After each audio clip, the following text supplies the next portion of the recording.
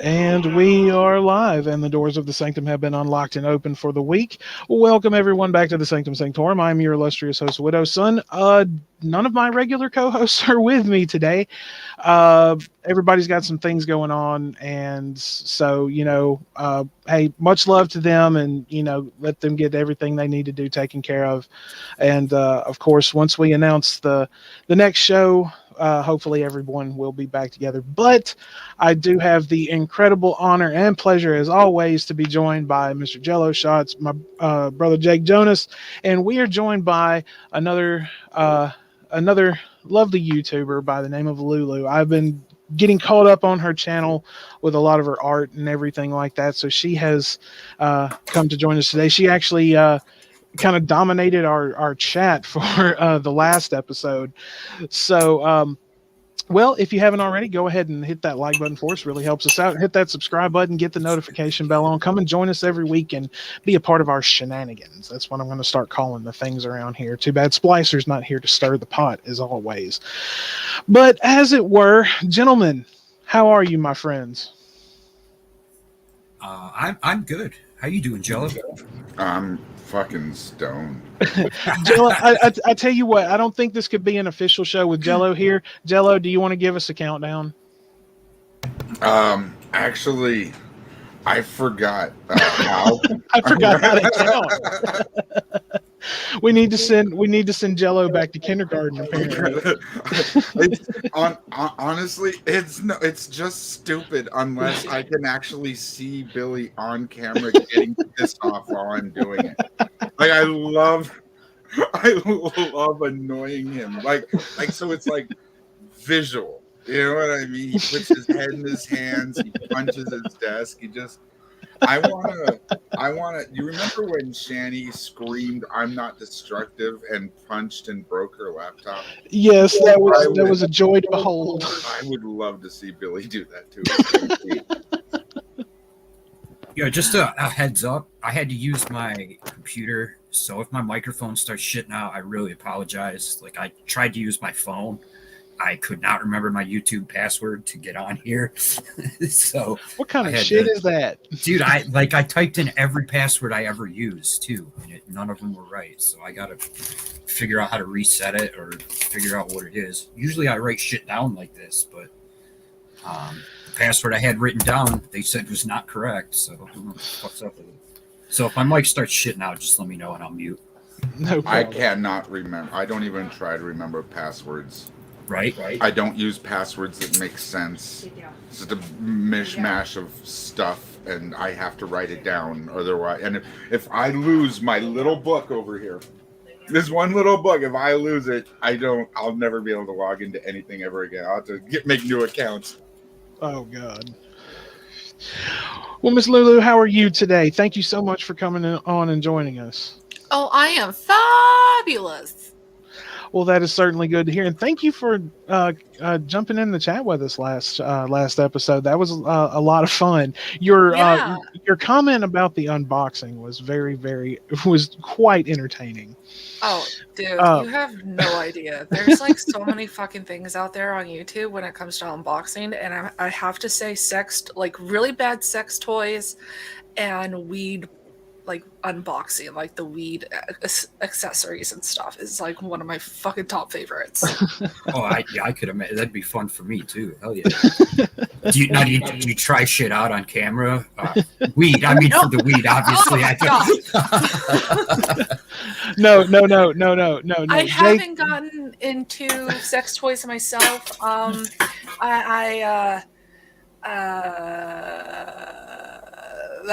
That is something that I was thinking about, but as a potential later on. I didn't know if you like smoked on camera or if. Oh no, I smoke on camera. Are you fucking kidding me? YouTube doesn't like frown on that. No. Not nice. I didn't know so that far. I'm the man with the hood. So when I'm smoking, like I'm just hotboxing the whole time. So no, it's like its own built-in gas mask. Almost. I made hash on camera years ago. Nice. We should try to convince Drag to make LSD. Oh my god. I love drag though. I really, do. It's funny. I know next to nothing about chemistry, but you give me the right ingredients, I have a pretty good idea how it works.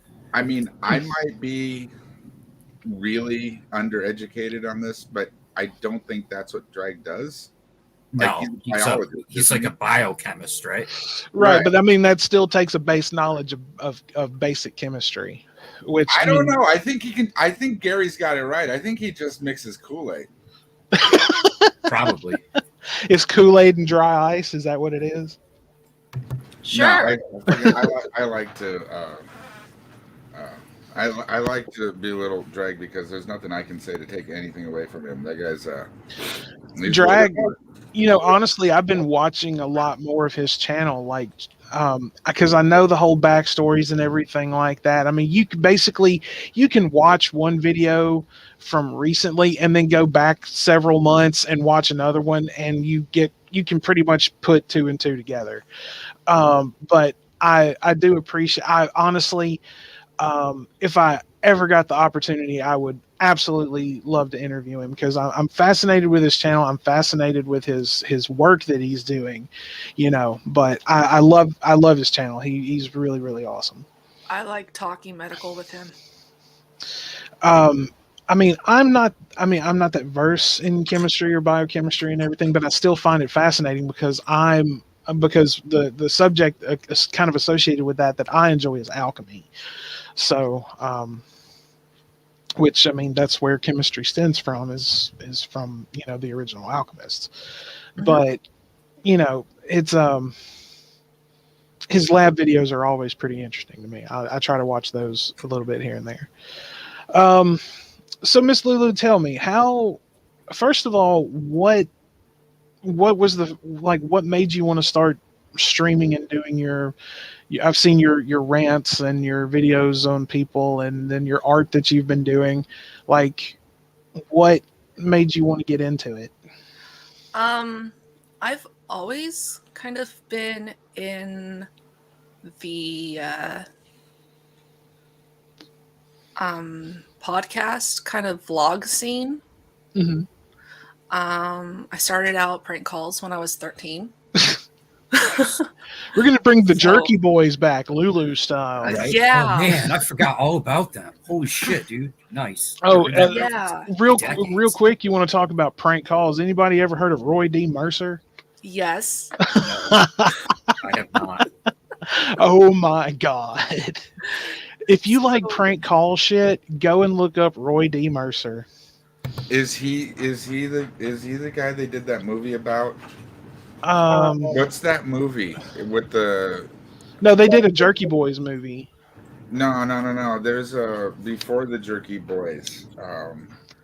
Well, they've done a few different kind of movies. They've done the Jerky Boys movie. They also did one about Ray and Peter, who were this is kind of away from prank calls, but it's associated because Ray and Peter have been used in prank calls.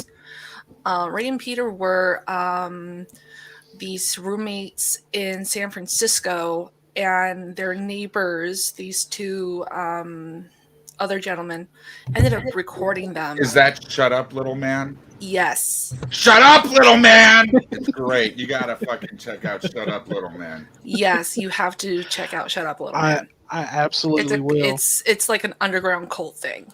Then it's right up my alley then. Yes, because like underground and cult stuff is I love it. So. Right, but just understand it's not a cult. It's I get. She means cult classic. Yes, I get. Yeah. I get the difference, Jello. Thank you. What would I? I honestly don't know what I would do without Jello here. I would just be like, having brain farts the entire. I know what you do without Jello. Just drooling on yourself. Yeah, exactly. What? So the prank call thing, and now. So I was doing prank calls, then I was doing internet radio broadcasting. Oh, nice. Like where? I was on HKC radio. It was a blind disability type radio scheme. Interesting. So I did that. I was on another podcast at the same time. It was through NHB radio. And then I kind of got disbanded from them. And then I was like, fuck it, I'm just going to do YouTube and I'm going to do my own thing. I too worked in the radio business for a few years, and I loved it. Yeah, it's addicting. It is. Well, I mean, I was actually working like at a radio station. I would have loved to have done that, like especially during my college years, but I wasn't. I was at a satellite school and not at the main college, unfortunately. I actually what I was going to school for was broadcasting, and I actually ended up getting a job at a radio station. Worked there for like 6 months, and then just a bunch of politics happened, and they ended up letting me go. Oh. And then I think about a year or so later, I applied at the other big station in town, and they actually knew who I was because of the original guys that I had worked with and what big assholes they are. And they knew who I was, and I'm like, oh God, because those first guys that I worked with like gave me the total wrong impression of what the radio business was, complete total wrong impression. And I sat there and I humbly apologized to them for any of it because I had no clue. And before I walked out, they hired me. So wow. And I worked there for 2.5 years, and got an on-air shift late night. I recorded it most of the time. They told me I could come in and do it live if I wanted to, but I'm like, I don't know. I go out on location, stuff like that. You know, it was a lot of fun. But I've wanted to do. I was actually applying to a school not too far from here that actually has a very good mass communications program, and they had a college radio station and all this. I'm like, fuck, I need to do that. And I went and met the program director and the head of the department and all this, and he said, what kind of show would you want to do? I'm like, and the only thing that I could think of is like, I want to have a metal show. Fuck like, yeah. I want to scare the fuck out of people that are listening to the radio at that time. I had it all picked out. What kind of metal? Like good metal, like Avril Lavigne and Jake, Sum 41. Jake, since none of my other co-hosts are here, this one's for you. Shut the fuck up, Donnie. You know I'm fucking with you. I know. I didn't know Avril Lavigne was metal. Oh yeah, she's about as hard as they get up there in Canada. Oh yeah, man, that's some fucking Martian shit, dude. Oh God, I didn't really give me some Lacuna Coil. We're all getting surprises today. I didn't know there was good metal. Oh, Jello. You take that back. Ooh. I'm sorry. I like Guns N' Roses. They're metal. Jello, I like a lot of their songs. I got a chance to go see Ween here in a couple weeks in this town called Port Chester, PA, but I'm not sure if I'm going to be able to get there. Like, I mean, I could get there. I'm just not sure if I'm going to afford it. Bro, I saw Ween at Bonnaroo, and they were fucking amazing. I saw Tool. Jake, I was just about to ask you that. Did you go to that Bonnaroo that Tool played? Yeah. I bet it was amazing. I think I told you that story when I finally met up with my buddy. He goes to give me a handshake, right? Yeah. And my hand's soaking fucking wet, and I was like, "What'd you just do?" And he's got this huge grin on his face. He had fucking dropped 10 hits of liquid acid on his hand because I was like, "Bro, I'm not tripping. I don't want to trip. There's too many fucking people here. I'll get lost." And I spent like 4 hours just looking for my tent that night. Like 100,000 fucking people. So there's at least, 30, 40,000 tents, if not more. But it was an amazing show. Like, I think I've told you about it. Like, yeah, you have 100-foot fucking screen and all the usual Tool visuals and shit. But they were like, live action. Yeah, it was wild. Like, now that I've gotten to see Pantera and Down and Superjoint Ritual, and I saw Danzig, and I've seen Typo and all of this, My ultimate concert goal right now, and I know it'll probably be damn near impossible, but is to see Tool live. I have to see Tool live. They'll play again. I think they're not. Yeah, but do you know They're how not quick done. those concerts sell out? Oh yeah. Like they played where I'm from in Mississippi. They played about 45, maybe 50 minutes away from where I live. That concert sold out in 30 fucking minutes. 30 minutes. Every ticket to that show was gone. Even Nosebleed was gone. I'm the type that, like, if I really want to go see somebody, I'll pay the scalpers. Like I paid like I think $3.75 for a fish ticket at New York City once. Dear New God. Year's. I mean, that's what they go for, though. You know, those tickets are like I had 4 or 5 of my friends plus myself on the phone and on the internet trying to get tickets, and none of us could.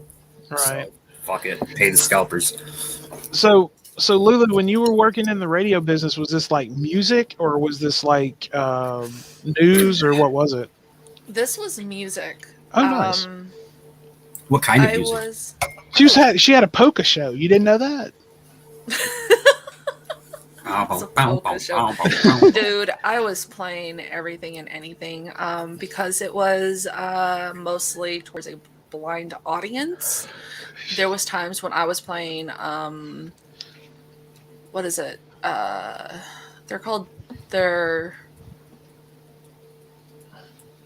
They're movies that are I'm sorry, I've been smoking. They're explained to you. What? They're explained to you, right? Yeah, they're explained. Mm-hmm. You're right. I don't know the name of it, but I think I've heard of what you're talking about. Like, it's movies for the blind. Yeah, it's movies for the There's blind. a lady walking. Oh, really? Across, That's pretty neat. Yeah, there's a lady walking across the room, and now she's hiking up her skirt. It's like that. Yeah, I wasn't sure. I wasn't sure what you meant by disabled because I'm physically disabled.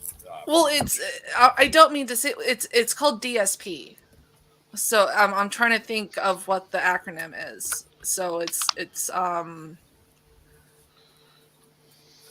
not disabled, and I'm sorry if I used the term. Oh no, it's cool. I don't I'm do not offense. How I thought fucking you said dare you? blind. I know, how fucking dare I? I mean, like, No, it's fuck. Jesus Christ, man. I regularly have people scream at me at the At the top of their loud. No, I go if I go grocery shopping, I do it really late because people will see I have a food stamps card and assume they deserve my place in line because, you know, and people will be like, "Oh, you're disabled. You look fine to me." All that good shit. Oh, So. I get it all the time because I am I have mental health issues, and they see EBT or people because I'm on Social Security. They're like, "Well, why aren't you working? You don't need that." It's like, "Oh, excuse me." Yeah, it's like this is my fucking business over here, and you've got your business right the fuck over there. So why don't you stay right the fuck over there? I used to let it get to me, dude. I had this lady fucking make me cry my eyes out, and I just left all my groceries there, just fucking left. Oh. Now I'm the opposite. Now I'm like, fuck you. Like I will tell somebody to fuck themselves right in front of their kids. I don't care. Like the last lady that did it to me, I was like, shut your mouth, cunt. She's like, don't talk that way in front of my kids. And I, was like, I'm sorry. Close your ears, kids, because your mom's a fucking cunt. Remind me never to piss you off. Dude, I'm really fucking easygoing. Like, I know you are, brother. It takes a lot. My biggest issue is like the grocery workers just don't want to be involved. Right. They're like, nope, don't look at me. Yeah. Like no, I get it. The lady I called a cunt, though, to be fair, like I pulled my cart up and went to do groceries, and she started screaming about welfare and tried to literally like knock my cart with her cart and was like, get out of my way, I'm going. So I wasn't just like, hey, you're a fucking cunt, lady. Like she, like she tried to like ram my cart out of the way, so I grabbed onto it, and then she tried to hit me with her cart, and and I'm looking at the attendant at the self checkout shit. That's what I always use. And I'm looking at the attendant like, you gonna do something here? And the girl working at the thing Little help. Gave me this look and turned her head, and I was like, well, I guess it's on me then. Like I fucking tried to be civil, so here we go. Jake's like, gotta do a show. Well, I've also found that like pulling out my phone and pretending that I'm filming them works, because people are really afraid to be put online acting a fool like that. So yeah, I have yet to record somebody, because in my state, it's a two-party state. You're not really supposed to like video or record people without their consent. Yeah.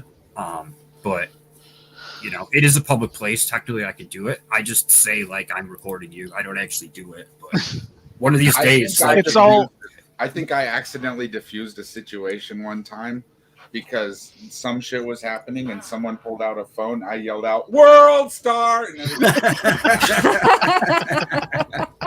yeah, one of these days you're gonna see like my YouTube notification and see like I've finally lost my shit and decided to film somebody. We'll see him on the news. Yeah, right. I mean, I don't know that it was a fight. Like, I don't know what it was. There was just a commotion, and I saw a phone come out, so I just yelled "World Star." Oh my god. That's a lot of people really like, good strategy. I was just going to say, a lot of people know like what's up when somebody says "World Star." So I was just going to say, is that even relevant? Like, is that still a thing? Or I yeah. know.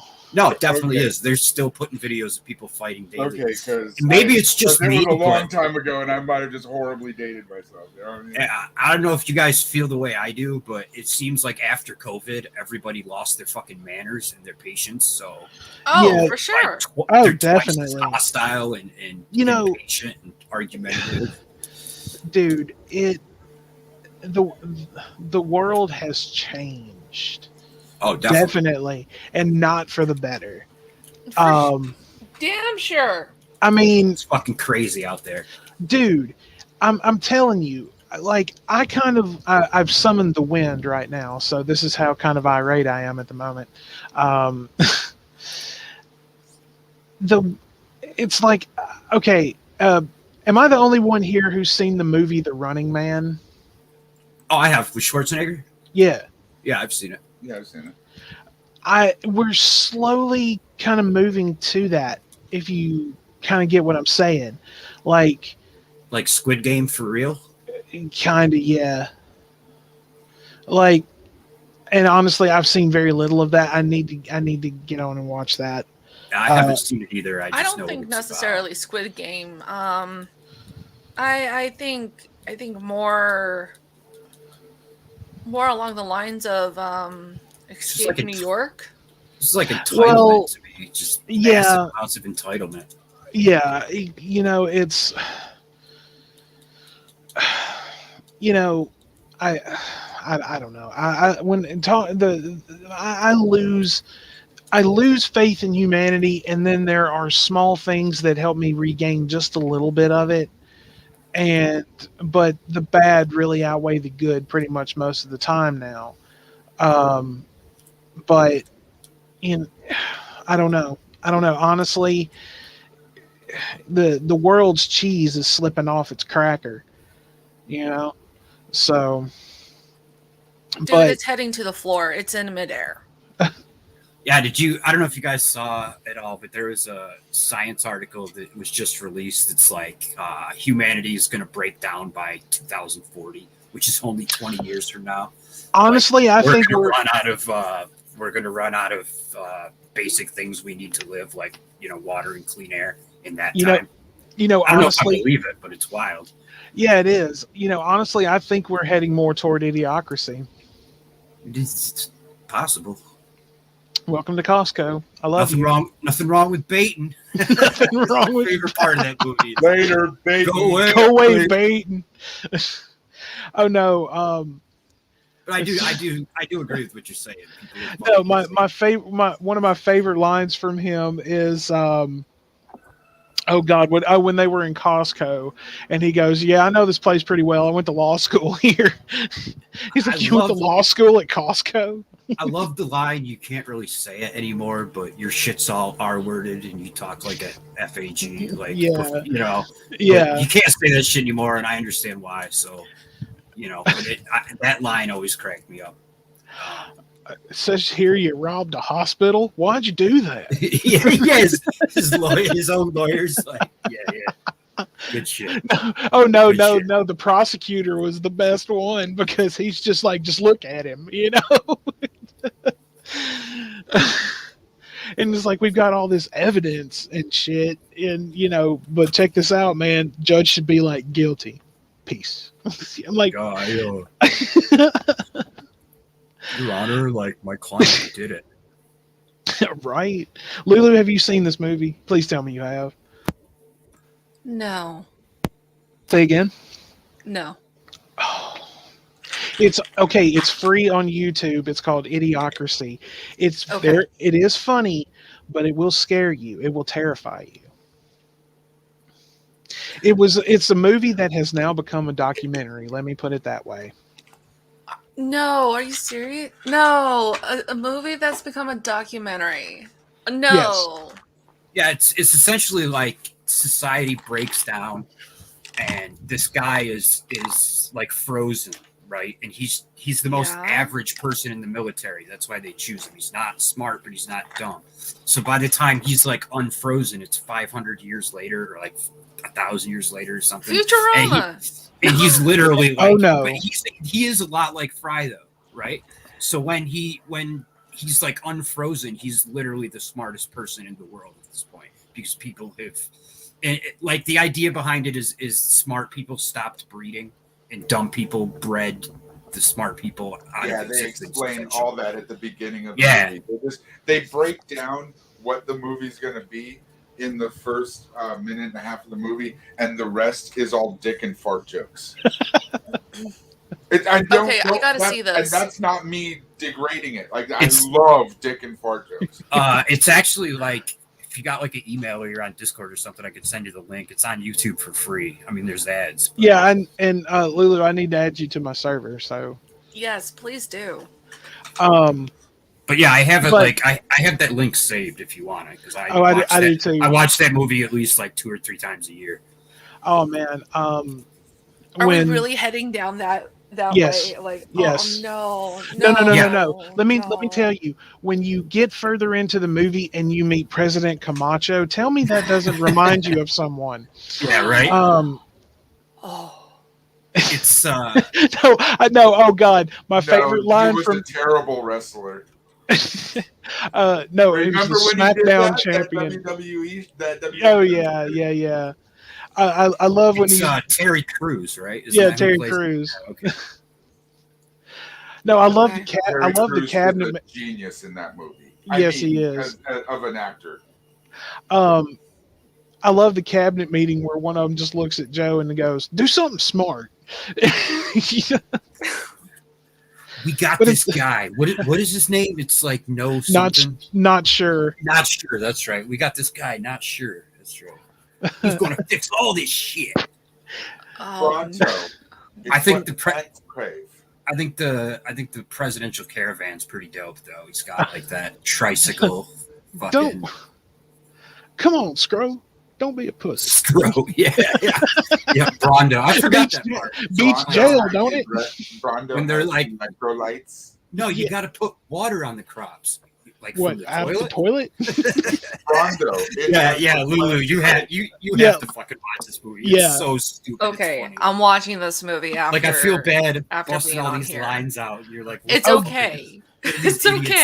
Oh God, if you're gonna watch the movie after the show, I'm tempted to just like keep you on the line because I just want to like just hear how you react to it while you're watching. It's so funny. Like, I mean, if you're into, like super intelligent, you got to think about it. Movies, it's not for you. Like, I'm into those kind of movies, and this movie was totally for me because, let's face it, it was created by the genius that gave us Beavis and Butthead and King of the Hill. So Yeah. there you Oh go. fuck yeah! So then Yeah. yes, I need to watch this movie. Yeah, it was Yes, done Mike- by the same Mike- judge Mike as Judge. Butthead. Come on. Yeah, Mike Judge is fucking Hey, hilarious too. Those goddamn Why haven't I kids seen this were movie? whacking in my shed again. God dang it, Rev. I'll tell you what. Yeah, Rev is about right. God dang it, Rev. Speaking of that thing, I need to start reading Tento Saga again. Oh my goodness. You're Why wait a minute, do wait a that minute. to yourself? You know, honestly, I was intrigued enough that I wanted to read it so I could just pick it apart. But It's then when I really heard long. what it was about, I'm like, I'm not touching this shit. I mean, I barely, if not at all, read fiction. Like, Yeah, I Dude, just can't really do it. I'm getting really subtle Bible undertones with it, and I'm like, the Tento Saga could be written by somebody from Idiocracy for sure. It's definitely willful ignorant. Like Rev's not completely stupid either. He could try and be smarter. He's just willfully ignorant. Shanny, I think, is just dumb. There's just no hope for her learning. That's a walnut up there. Yeah, that's not a brain. It's a walnut. No. Look, the fact that you're even trying to get through the book, my hat goes off to you. Honestly, I disagree on both points. Shani is the brains of that outfit. She's not a world-class thinker, but believe me, she's just smart enough to be manipulative to someone as stupid as Rev. Holy shit, they're Pinky in the brain. Cello, did you see the video she made while laying in bed with Rev talking while he's sleeping? She's talking about Jake, stop. No, dude, it's stop. I know where this is going. I was just gonna say she is stupid, but no, she was laying in bed talking about like how Rev doesn't provide for her and he's a piece of shit because he doesn't have any money and all this. And it's like, bitch, you fucking bankrupted him. Literally bankrupted the kid. Like, I don't feel bad for Rev at all, but holy shit. I wanted to buy those goddamn magic cards. Oh yeah, he just left. There's a lot of people that wanted the magic cards, his computers, all that shit. They just left. He didn't leave the cards. No, he didn't. I don't believe he left the cards. No, he didn't. He didn't. Just like people wanted the PS5, so we took that. Anything that anybody wanted to buy, he took with them, except for the computers. Like multiple people. He left the Oculus Rift. Like he left a lot of things. What? What's the Oculus Rift? The, Is that like the VR headset? Okay. Yeah. Yeah, he left a lot of things that not only would people have wanted, but would have really easily sold at the pawn store. Coming back from that place talking about $10, that's all they wanted. They don't buy that stuff. They don't buy electronics. Yeah, that's what he said. The pawn shop doesn't buy electronics. Yep, that's right. My TV isn't as nice as theirs was, and I could go and pawn my TV right now. Yep. I wouldn't get a lot for my TV, but I would get more than $10. That guy is a liar. He's lazy, and I don't think he ever went to the pawn shop when he left. Oh, fuck no, dude. I mean, are you kidding me saying that pawn shops won't buy electronics? He's out of his fucking mind. And he could have sold all 4 of those laptops he left for probably like $1,500. I don't know. Honestly, I don't think they would have taken them. Could you imagine just how dirty those things fucking were, man? Oh, I'm sure, dude. No, well, and could you imagine? Yeah, but to be fair, shit. They weren't dirty. That was the shit ninjas that came in and sabotaged the place. Shit ninjas. Here's an interesting question then, or take it as you will. Could you imagine what was on those hard drives? Oh, who knows? Who knows? Honestly, knowing Rev, probably nothing of any value whatsoever. Yeah, I assume it's not a lot of viruses, possibly. I'm assuming it's not like CP or something, because then you. Well, of course not. No. I mean, I don't think he. Probably just like all that he would have is like the stuff your Windows would save. Like I don't think he does much more than browsing. But when I say when I say I don't have anything of any value, I mean really anything. Like I doubt he even like has. I doubt he even has like downloaded movies on his computer. Well, see, like I said, when I saw those 2 binders of Magic cards, I wanted them. I was like, I've Sure. got to find a way to get those because I love to fucking play. And No, he kept those out of spite. Like he doesn't even play. He just kept them out of spite. Yeah, like that He last said video. something annoyed me recently where he was talking about his hobbies. Mhm. He's like, I like to collect Magic cards. I'm like, that's not what you fucking do with Magic cards. You actually play. It's a fucking game. He doesn't have anybody to play with either. Honestly, that's the thing. That's why I was like, why does he like Magic cards in the first place? Who the fuck is gonna play with He him? pretends they're an investment. Dude, I tell you right now, if given the opportunity to find a way to make it work, I'd play a game against him 1-on-1, and if I win, You can't. It's called Magic Arena. No, I'm talking about like the cards, the old school, like that. Yeah, old school way. I know. It only takes a plane ticket and dealing with a really terrible smell. No. I would do it like if he had the balls to do it like you know how Billy has that camera of his set up where he does the unboxings and shit. Do it like that. And get it close so he can see everything. Another person that offered money for the Magic cards, and he said no. When I first learned to play the game, you could only have, or you had to have at least 40 cards in your deck. 60. No, not when I first started playing. It was 40. Oh, how long ago was that, Jello? Just out of curiosity. Was like the 90s. I don't remember the year, but I had went to the shop and bought me alpha cards. Oh shit! Like when I got into it, it was like 97 because I was like. I got into it. I can tell you exactly when I got into it. I don't remember the year, but my buddy came home from our local comic shop. I live in Washington State, right? Yeah, right. That's where the guy created it. So. Oh, really? I didn't know that. Yeah. That's where Wizards of the Coast is based out of. No shit. What's his name? Fuck. Now, anyway, my buddy came back from a card shop. We're nerds in here, Lulu, by the way. Starter decks.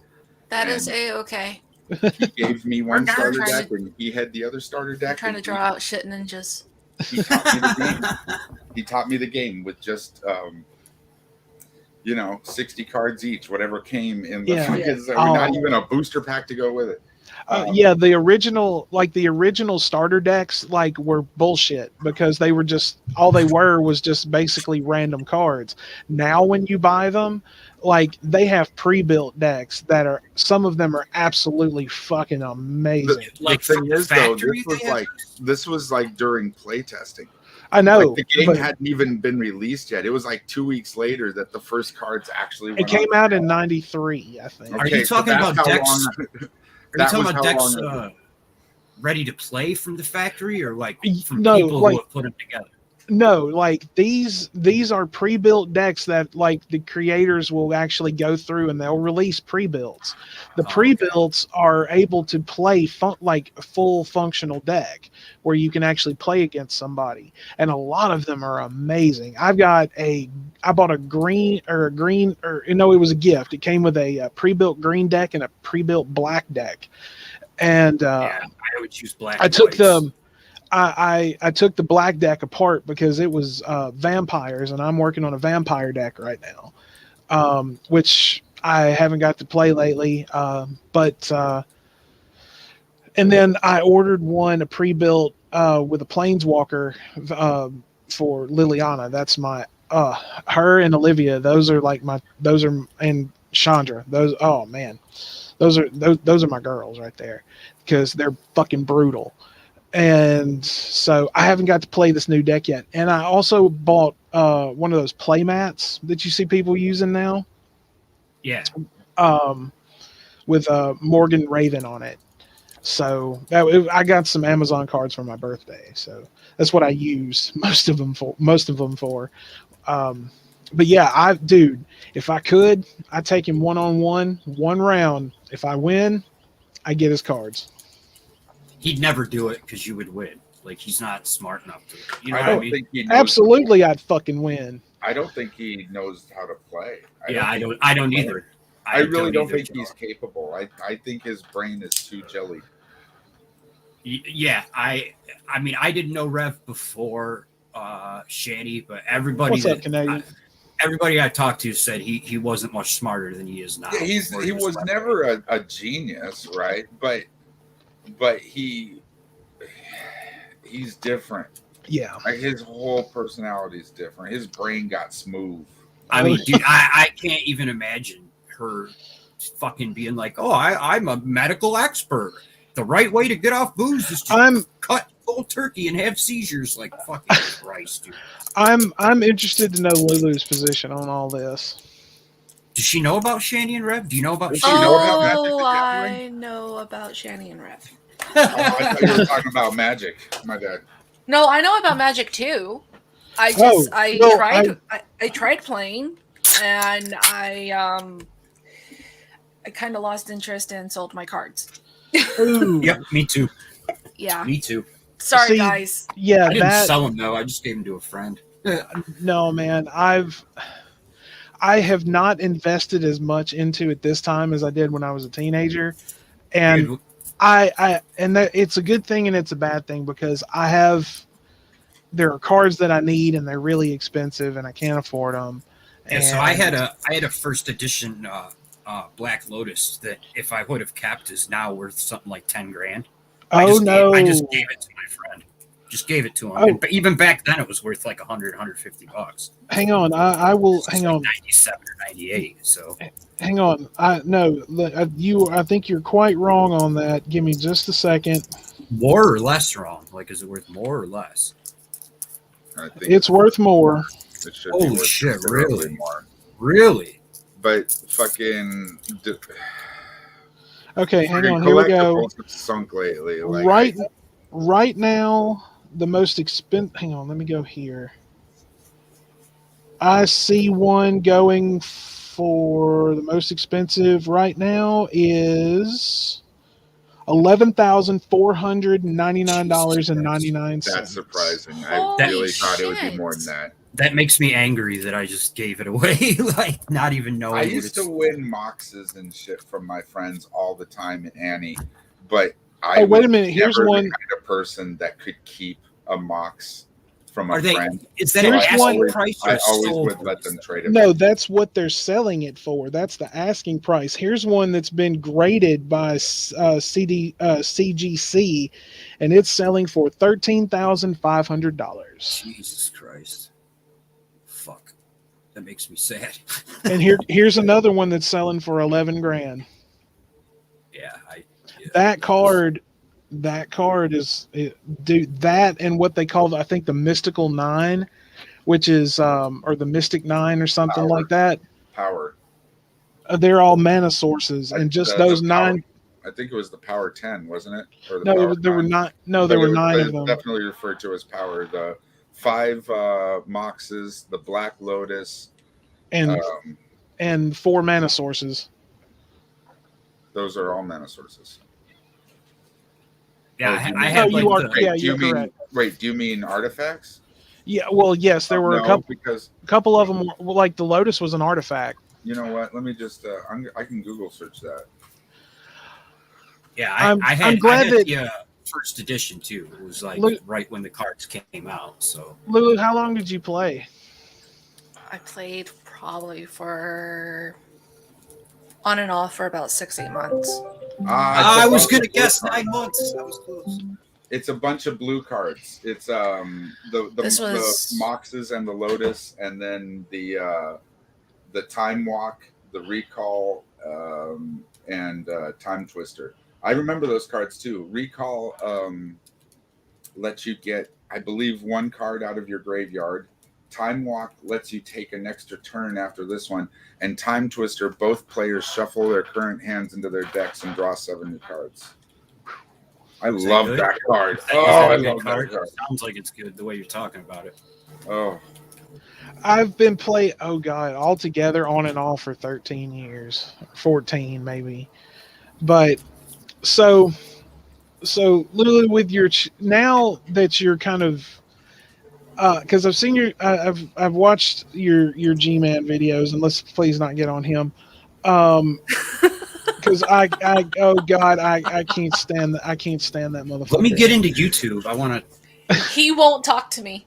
What is your channel name there, Lulu? I would like to subscribe. Oh shit! Hang on. Let me I'll post a link in the main chat. Give me just a second. All right, I gotta find the stream because I don't have it on my phone right now. Let's see where we are. Because I was going through some videos this morning. That's what it is in the private chat. Oh, okay. Well, you're just Johnny on the spot. Yeah, see, I can't well, maybe it'll let me. So now you're doing. I've been seeing that you've been doing a lot of art on your channel. Yeah. Cool. I saw. It's been a whirlwind of a process.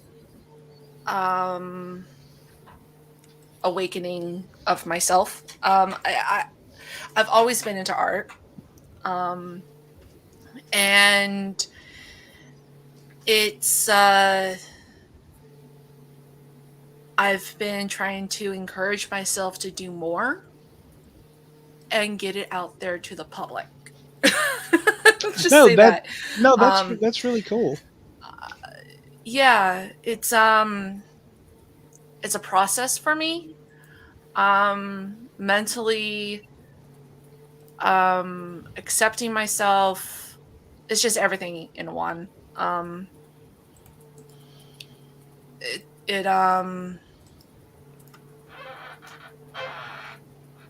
It's just. It's therapeutic. Yeah, it is therapeutic. When I mean mentally, it's therapeutic. But it's just. I stopped art for many years, and I'm just now starting to pick it up again, and I want to advance it as a career. I know my art seems really, and I always say this: I am my own worst critic, and I find you have to be. Yeah, you do. You really do. And I mean, I get told my show sucks all the time, mostly by Billy. What is up with Billy's what is Billy's problem? Oh, Billy. See, in reality, Billy's a big teddy bear. Billy's a sweetheart. He just plays a tough guy. Okay. But Billy, when I come on like TDL and shit, like he loves to rip on me. Oh, okay. Dude, me too, man. He called me a crippled bitch for months and months and months. You just gotta hang in there, and eventually, he'll come to respect people once he, you know what I mean? Like, I'm not going anywhere. But I'm a big fan of Billy when it comes down to it. Like he's a good dude. Yeah, I mean, I can see, in his own way, he is a good. He tries to be like I'm a dickhead guy, but it's all a facade. He's a fucking teddy bear. He'd probably be mad I'm saying that, but whatever. As long as he's a good guy, I guess. He took a lot of shit for a long time too, like all the fuck Billy stuff that went on. Like Billy took a lot of shit from this community. So, oh wow! I'll give him credit. He hung in there. Well, hello, Melissa. Good. How are you? Welcome. Hi, Melissa. Well, I'll give you a quick Billy story. One day he said some shit, just picking on me, that I really didn't like. And I was like, yo, can you do me a favor and not say that anymore? He was like, yeah, no problem. Sorry. Didn't mean to, like, offend you or, which I was surprised. I figured he was going to be like, fuck you, dude. Suck it up,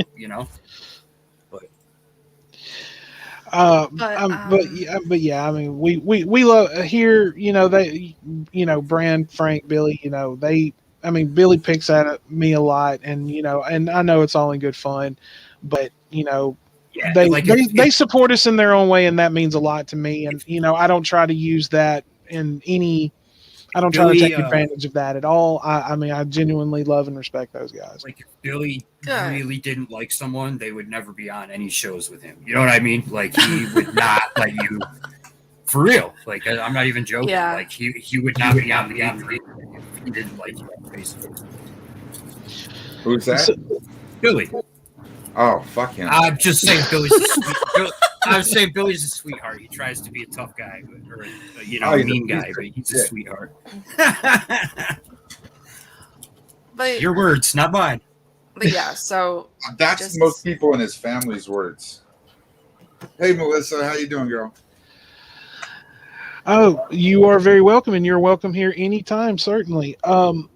So I mean, it's good that you have an outlet. It really is. Like, I haven't done it in years. I used to love to just, jam with my buddies that I was in high school with, and I mean, just music in general has just become my therapy.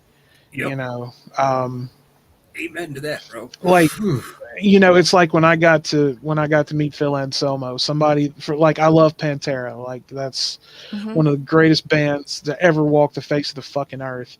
And since I was 16, and I've been a huge Phil Anselmo fan pretty much since then. And I actually got to meet him and hang out with him for a while. And I got to thank him personally for what his music did for me. And that was just something like I never thought I would get the opportunity to do.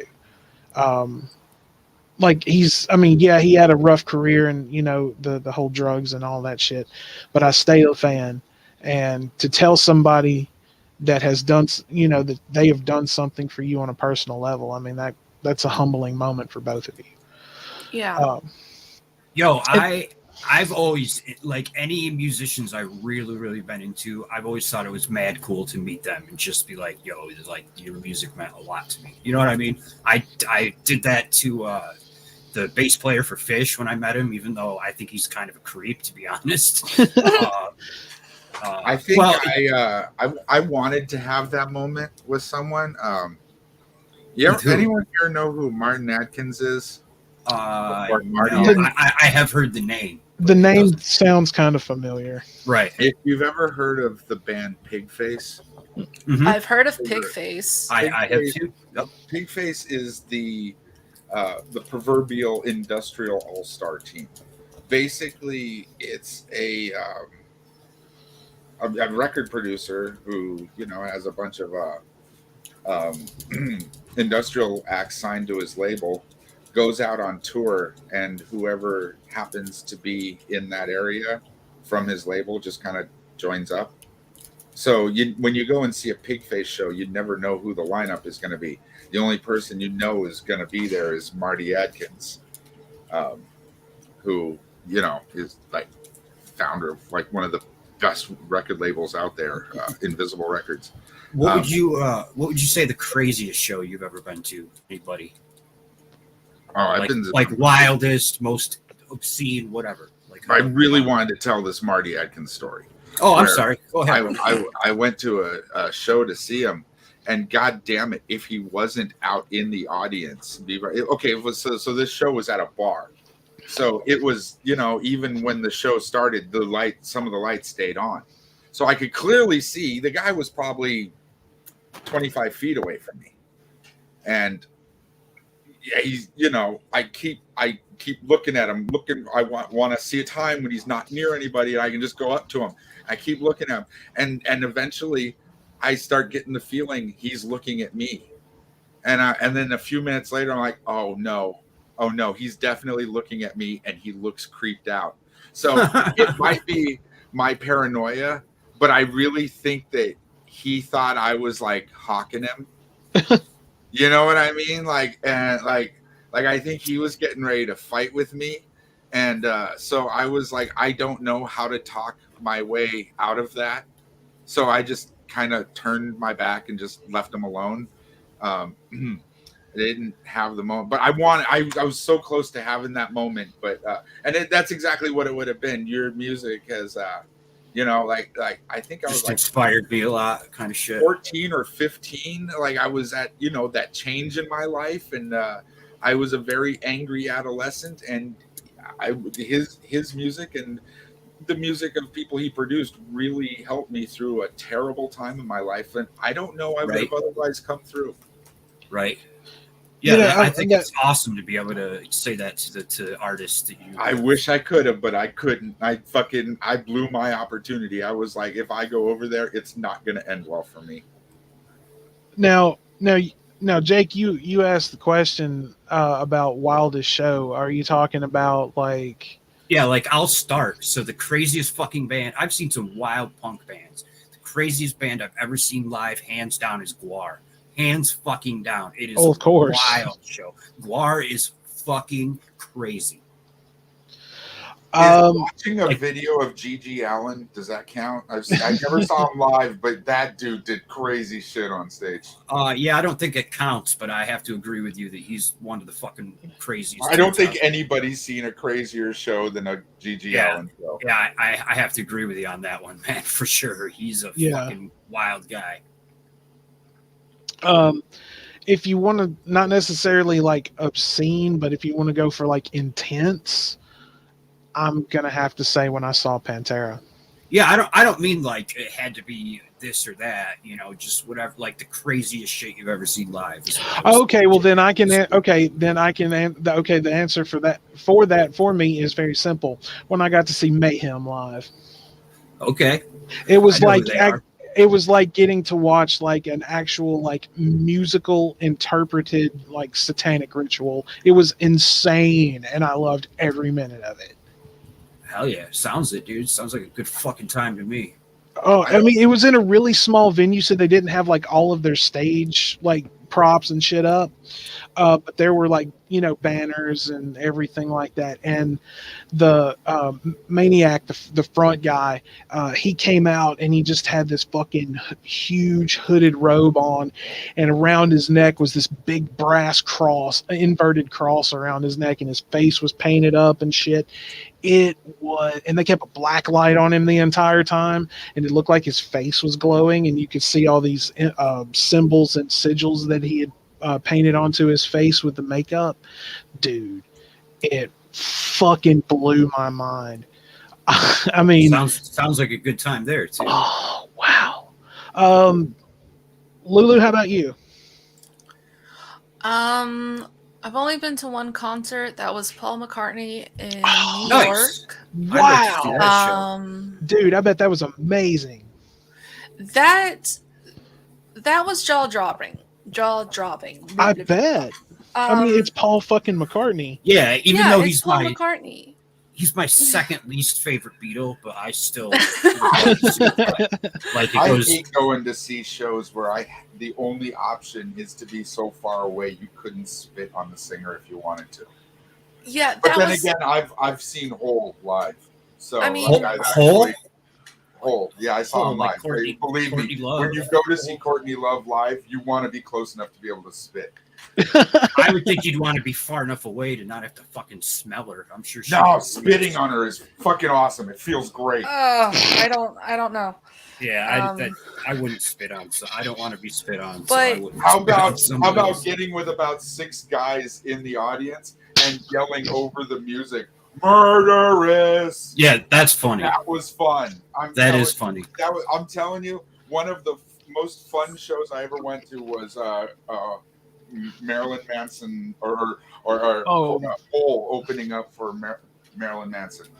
Yeah, yo, that I saw a YouTube video about that whole tour and how disastrous it was just because of how big those two egos are. I think that tour lasted for 2 weeks. One of the because they couldn't get along. To was Seattle. Like each one of them refused to open for the other, thinking they were bigger than the other act. Manson didn't want to open for her. She didn't want to open for Manson. So they take turns. And she started flipping out like, no, I shouldn't have to take turns. He should have to open for me. And he was basically the whole idea was Manson's, right? Yeah. Was it? Yeah, he knew that was the problem. But shortly after that tour is when he made that Starfucker song and put her face as one of the people he like, you know, it's like that carnival game where you throw balls at like you know, people set up on the back and like when you hit it, it knocks over. So there's all these famous people like Fred Durst and now I will have to say I have rediscovered Limp Bizkit, but without Fred Durst, because just listening to the band play is very cool because the band is actually good. He sucks. I saw them in 98 and 99 twice, and it was both fucking good shows, but that was before they did Significant Other, which is their second like major record. Yeah. Anything off their first major record, $3 bill, I enjoy. Like I actually like it. But I love all after that shit by them that everybody hates. The Wow. more hated the song is, the more I love it. I love like I'll give you one. I'll give you one hate to it? make everybody's eyes roll. Nookie. Do you like it just because fuck people yourself. hate it, or do you like it because you I actually like it? really like the. I don't know what it is. I call it new metal, but I know it's not new metal. But that whole the rapping along with the, and I know he's a shitty rapper. I know. I like what they do. I like a lot of cheesy music. I wasn't kidding when I said I like Guns N' Roses. I was kidding when I referred to them as metal and acted like I don't like metal. That was I love Anthrax. Like I love. yeah. So, what? I'm interested to say, know. No, you don't. You don't love Anthrax. I'm interested to know who Lulu likes to listen to. Avril Lavigne, she already said. Yeah. No. I'm fucking with you. I'm fucking with you. Oh no, I took her more for a Kelly Clarkson fan. No, dear God, no, no. Who is that? Kelly Clarkson. What the fuck? God, who gag is me. that? Is that like a country artist? Hey, Lulu, I'll tell you when you come talk show. When you come on the Sanctum the first time, you get hazed a little bit. So okay, that's good. Yo, that's we good just to know. we I just fuck with thought everybody though. It's not like personal. We just give everybody a hard time. I was hoping maybe for like a nipple twist and a piercing. That's Widow's son's way of saying he wants to paddle you. You're welcome. Oh, you're welcome baby, to give me a please. hard time too. Like don't threaten me with a good time. Right? Is there going to be chokers? There can be. Oh, please, thank you. But yeah, man, fucking $3 bill Limp Bizkit. I saw him open up for Deftones, and that was a rad fucking show. Man, fuck Deftones, dude. Oh, dude, their first two records were gnarly. You asked about a craziest show. I don't know if it really counts because only one kind of crazy thing happened during the show, and I'd love to tell you about that. But it was the only show that I honestly believe the band was on more acid than me at the time. And that was the Butthole Surfers. Oh, nice. Butthole Surfers is you awesome. saw the Butthole Surfers in the 90s, you were probably on acid, but they were definitely on acid. I was growing up. Yeah, I'll tell you. Okay, and you guys can laugh at me all you want, but one of my favorite bands from the 90s is the Presidents of the United States of America. I remember that shit.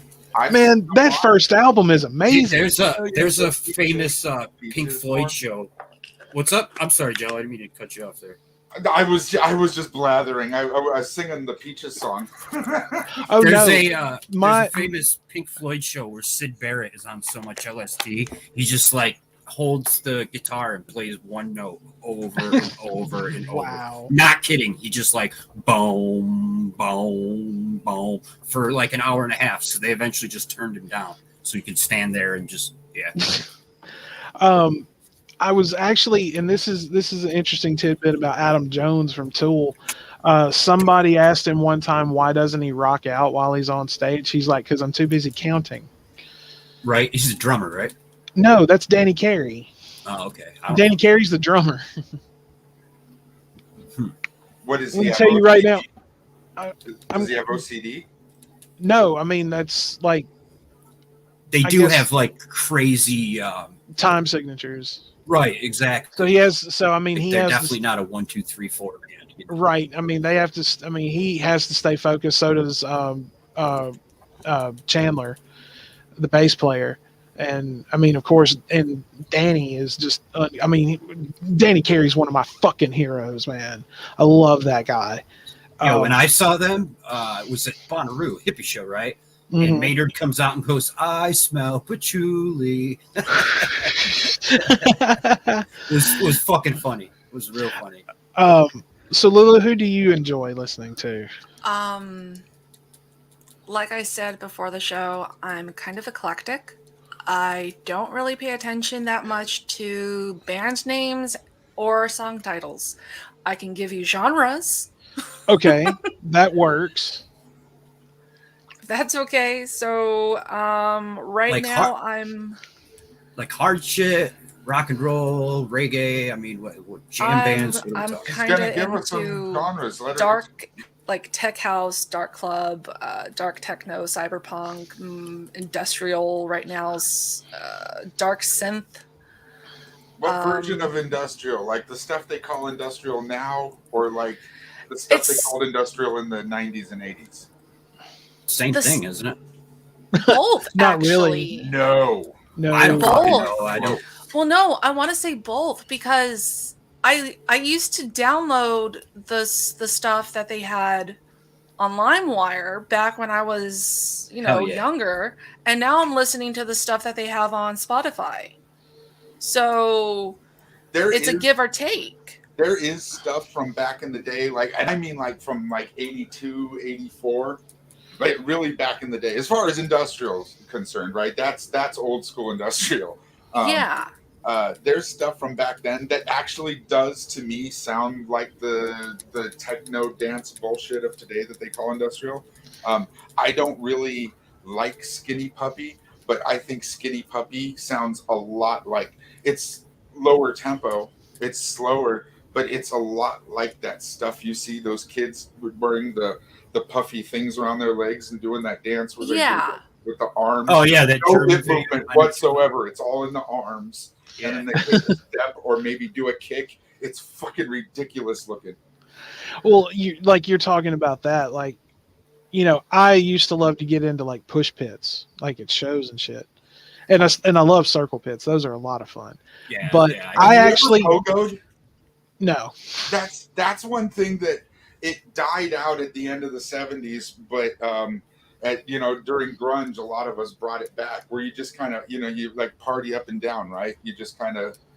Indeed, sir. Hello, Stu Dog. What's that?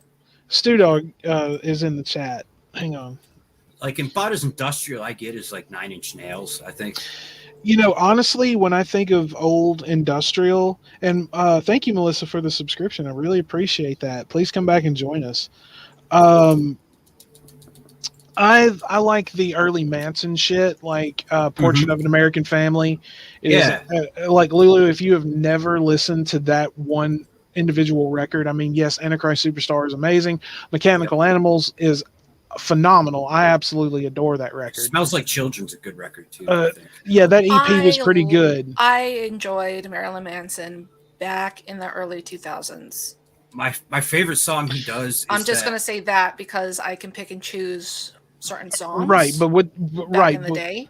Right, but see what I'm saying is, like, if you want one of his masterpieces, especially on the the more industrial side a little bit, Portrait of an American Family is where you want to go. There is not a bad song on that fucking record. I love the cover of the Creedence Clearwater Revival cover he does. I Put a Spell on You. That's such a good song. That is a wonderful song. I loved his cover. I liked his cover of Cry Little Sister from Lost Boys. Yep. Hell yeah. I didn't hear that one. You haven't? Oh, wow. No, I have not. He paid total respect to that song. That he even has the children's choir, the proper children's choir in the background. It is unfucking believable. I'll have to look it up. As much as like a wild guy he is, he's a very smart person and a very talented musician. Like, you wouldn't know it unless you really get into his shit, but he's no dummy. Lulu, I have a challenge for you then. If you would like to, if you want to pull it up on your phone and mute for just a few minutes, go and listen to it and come back. Okay. I want to hear what you think of that version since you haven't heard it. This conversation is weird to me. We started talking about industrial, and then you brought up 9 Inch Nails, and then Marilyn Manson. This is like the worst of pop industrial. You sound like Grampy now. The only cheesy wannabe act that you didn't throw in there is Rob fucking Zombie. Whoa! Hang on. 9 Inch Nails are wannabes. Cheesy wannabe. It's pop music. It's pop music. I think you. I mean, do you play music? Do you know a lot about like Do I no, you're right. I have to play music to understand. I'm not. That's not what I'm saying. I'm saying like, if you did compose music, you would understand like how in depth Nine Inch Nails music is. I've been to more industrial shows than you even heard industrial bands. Believe me, I know what I'm talking about. The music that you guys are talking about is the worst of pop industrial. Look, right on. It's music for the masses. It's the everybody's a poser but me thing. Right no. It's a watered down version of really good kind of music. I used to be like that, I'm more punk than everybody type shit. Well, see, when I got into Manson, like I was a pissed off kid, yeah. But then as I got older and actually started looking into it more and really listening to it and not just using it as a way to get my aggression out, I found it, I mean, it resonated with me a lot. And I can understand Jello's position, definitely. Rob Zombie actually stole his look from Al Jorgensen. Right. Like, I mean, I can't... Everything about his image is Al Jorgensen. I can't argue with that. I cannot argue with that whatsoever. Yeah, I like his movies. But no, if I'm going to listen to anything with him in it, it's going to be White Zombie. White Zombie was incredible. That's the one band that people want to see again, and he refuses to fucking do it. And he keeps putting out these shitty fucking solo records, and they're all the fucking same. He does that like My Durango, blah blah blah. I hate that fucking song. Like, you know what song I'm talking about? Durango, number 65. Blah blah blah blah blah. Oh, you talking about Thunder Kiss 65? I don't know what the name of this song is. That was a White Zombie song.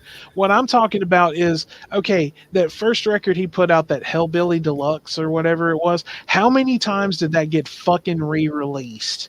Like, he re-releases that like every... With the Dragula song? Is that record? Okay. Yeah. I've never been a fan of Rob Zombie, to be honest, but... I mean, now... I do like his movies, though. Now, because of Jello, I'm going to actually start listening to more Ministry and digging into them. Ministry's the shit. If you like the early White Zombie shit, I'm telling you, that is the most like Ministry music that Rob Zombie ever managed to copy. I'm just going to start at the beginning and work my way forward. But you won't like him if you do that. Start at the end and work your way back. Trust me. There was a time period where Al would actually get up and leave if you were doing an interview with him and you brought up his early years. He wouldn't talk about it with you. Now, I think it was Jello that mentioned, or it may have been Jake that mentioned G.G. Allen, but now his actual records, I've listened to them. Like, even when he was doing the Jabbers before they did like the Murder Junkies, a lot of it, the Jabbers was great. And a lot of his stuff with the Murder Junkies and like all his other little like spoof side bands or whatever I enjoyed it because I just like that kind of hardcore punk style that he had. I mean, granted, his stage shows were fucking chaotic and insane. Yeah, I don't think I would have saw him just because I don't want to get pissed thrown on me and shit thrown. You know, like I wouldn't have gone to a show. I understand why people are like, but he definitely was fucking wild. Like, he was very innovative in the scene. So I get why people like him. I will tell you who I am a huge fan of, and that's Henry Rollins. Yep, I've seen him do a spoken word before. What'd you say, Jello? I said good old Hank. Dude, he's kind of gone silent lately. Like, I haven't really seen him doing a whole lot of shows like he normally does. And doesn't he have a podcast? He did at one point. At one point, I took a shot in the dark and I knew there was not a snowball's chance in hell that he would, but I actually emailed him and asked if he would be interested to come on, because I've always really wanted to have a conversation with him because I love his interviews. His spoken word is amazing. Yeah. I love his years in Black Flag. I adore the Rollins band. You know, Dude, his book. He's a He's a- very smart person. He's a Renaissance man. I'll give him that. He's a very intelligent guy. I was surprised when I heard his spoken word. Like, Okay. I'm just used to the Black Flag type shit. You know, I Right. didn't really know much about him as a person before that. All right, Lulu's back.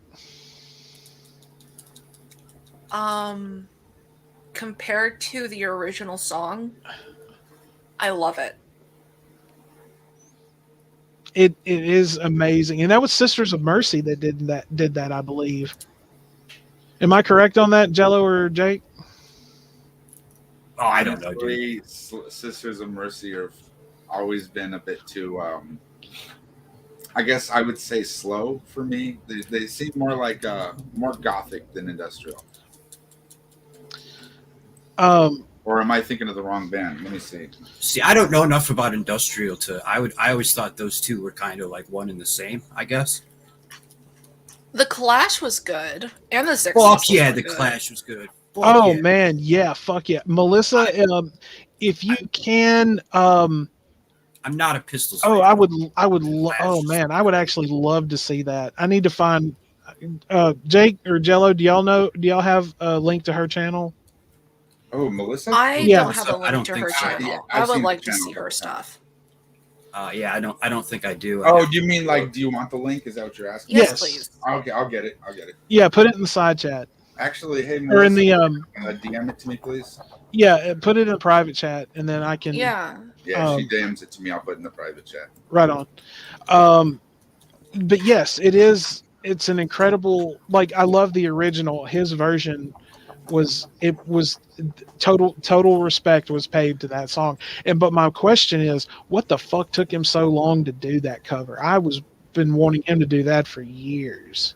I don't know, but he should be doing more of those kind of covers. He has the vocals for it and just the energy for it, you know? Like, there's just something about it.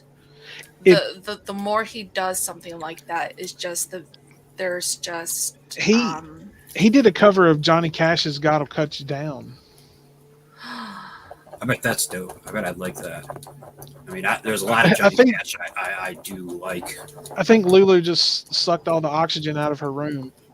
I'm not a really fan of country, but I have always liked Johnny Cash. Oh, Johnny Cash was more than country, man. He was rockabilly. He was rock and roll. He was all of it. Yeah. He was original. Dude, he was original punk rock. Let's put it that way. I think Johnny Cash actually played with, I know he played with a lot of people, but he was part of a 5-man intertwine. You know how Nat King Cole and there was a few others who were together, thinking Frank Sinatra was with Nat King Cole, how they had a group. Are you talking about the Rat Pack? Yeah, but Johnny Cash was part of kind of like a Rat Pack with Jerry Lee. Four other men. No, it was. If you're talking about the Highwaymen, that would be Johnny Cash, Chris Christopherson, Willie Nelson, and Merle Haggard. Yes, Willie Merle. There you go. They were called the Willie Nelson in it. Yeah, they were called the Highwaymen. Yes, that's what I was referring to. I'm actually really into Hank Williams III. I'm a big fan. I love Hank III. Yeah, man. That's about as country as I can get. What's your favorite song by Hank III? I like The Legend of D. Ray White. I like that shit a lot. Cunt of a bitch. I like what's the fucking name of the album? It's got like 3 railroad spikes on it. Oh, Straight to Hell. Straight to Hell. I like that. My Plus that song Straight to Hell opens with Hank Williams. Satan is real. Satan is real. Yeah, Satan that's Hank the first. Yep. Working. He also does metal too, Hank. Yeah, he has a ass jack. Yeah. He created his own genre called cattlecore, which is just like industrial guitar and rapid fire drums, almost like blast beat. What's it called? Cattlecore? Yeah, and then Like they hardcore, but cattle. Yeah, cattle court. Nice. And I'll then look they it up. play like audio recordings of cattle auctions over it. Melissa, if you That's need help with music research, I'll be glad to do anything I can if you can find a way to get in touch with me through Jello or Jake. But I'll tell you, I love Hank the Third. Now, here's something that a lot of people don't know.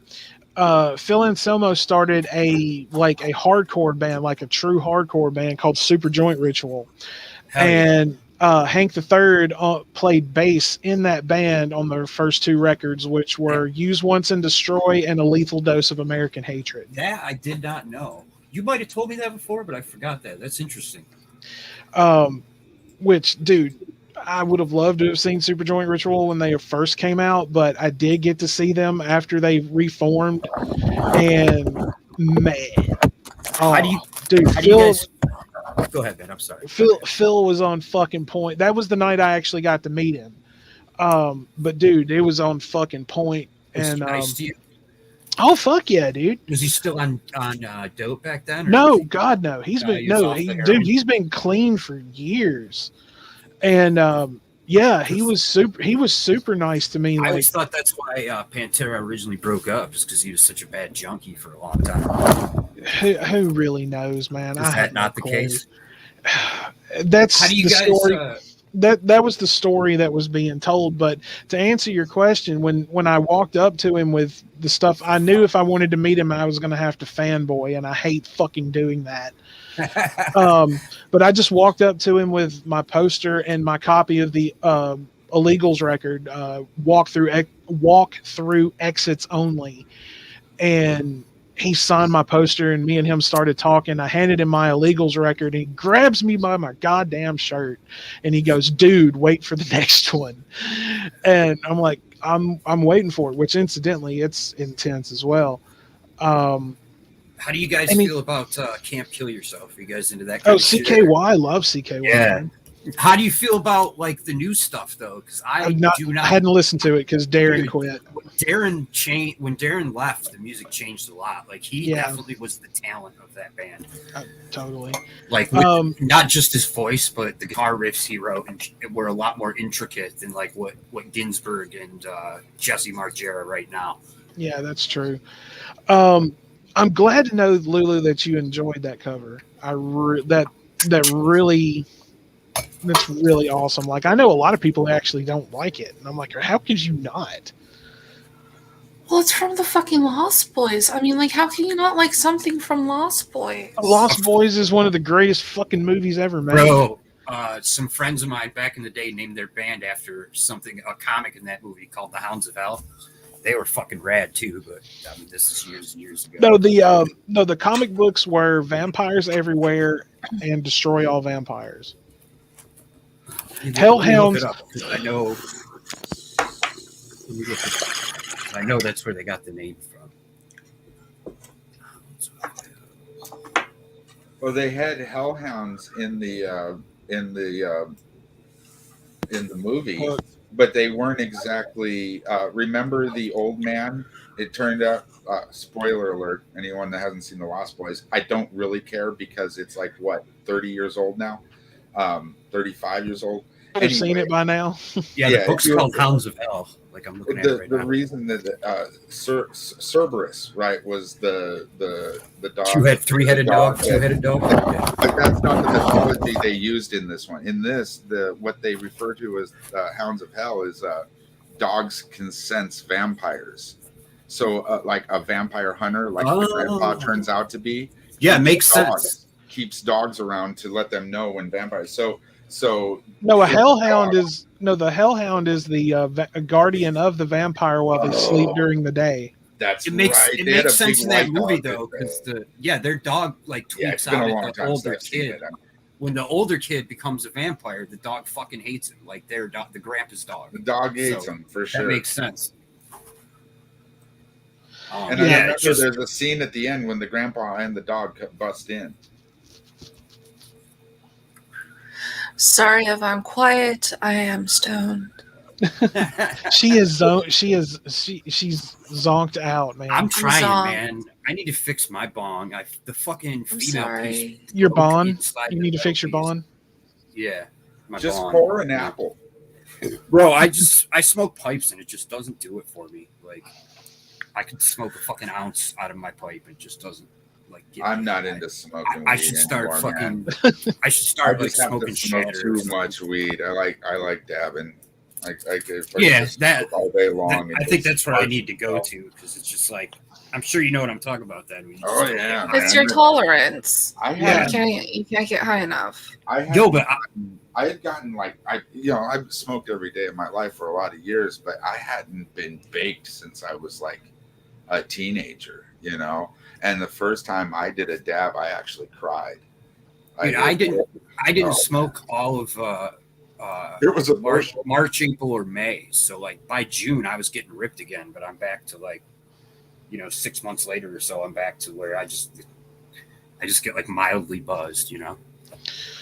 Like I want to be high to the point where I'm like, I don't think I should drive right now. Like that kind couch lock. I remember couch lock. That was an amazing feeling. I have to AFK a minute. I'm sorry. I'll be back. You're good. I microdose on dabs and I smoke flower. There you go. Has anyone besides me seen the new Ghostbusters yet? No. Nope. No interest, man. What? I should put you in timeout for saying that. I saw the all-female one and wasn't into it, and then Dude, I saw no. Do not worry the ads about for that. it, and I'm not interested in it. No. Dude, no. The 2016 movie is an abomination. It is. It's a slight against God. It's hard to criticize it because there's people that are like, well, you're just a fucking misogynist, and that's why you don't like it. You can't just be like, it's a terrible it's a terrible fucking movie. Exactly. And the only ones that matter are the one from 1984, the one from 1989, and the one that just came out. Those are the only three that fucking matter. Yes, it is fucking amazing. Dude, my suggestion to you first is go back and watch the original 2 before you see it. Oh, dude, I've seen those movies so many times. I know, but no. Literally the ride with the original cast and everything that this is going to take you on, and when you go see it, stay till the credits are over. Trust me. I hated the way that 2016 one. Like, there's so many ways they could have worked. Like, these are the daughters of the old Ghostbuster. There's something. Right. They didn't do any of that shit. They didn't even. And then it was put out there, like, if you don't like it, you're a misogynist. Not because it's bad, not because you just don't like it, because you hate women. And I fucking hated that narrative. What are you saying, Lulu? So, for, like, what it's worth as a female film about ghost busting, it wasn't that bad. Not that bad. It wasn't horrible. No, it wasn't horrible. But yes, they could have done a better job. Like, don't you think it would have been cooler if they were like the daughters of the Ghostbusters and they find all the stuff in the old warehouse and yes, there was like no relevance to the other 2 movies. They just like repackaged it and said, "Here's boobs and a vagina." Exactly. That was my other issue with it too. Is it was like all, vagina jokes, and it reminded me a lot of who's that blonde comedian that was accused of stealing everybody's jokes? Amy Schumer. It reminded me of like all of Schumer's jokes. Right, and see, if you go back and watch the original 2, you don't hear dick jokes or nothing like that. One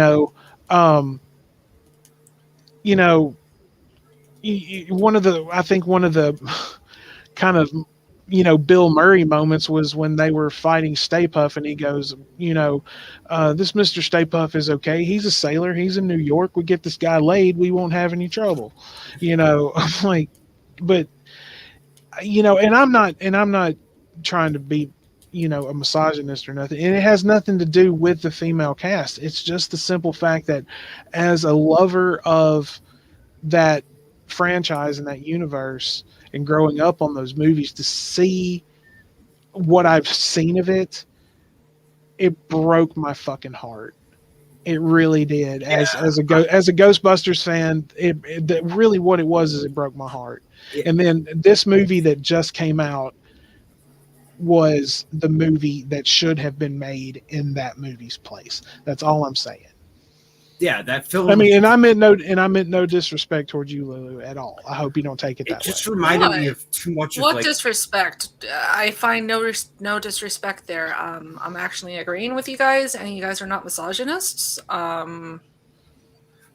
It's just a weird, like, I don't know if you guys paid attention to Twitter over the weekend. I don't even have Twitter, and I noticed this. Like, Seth Rogen's and Sarah Silverman's new movie is not doing well.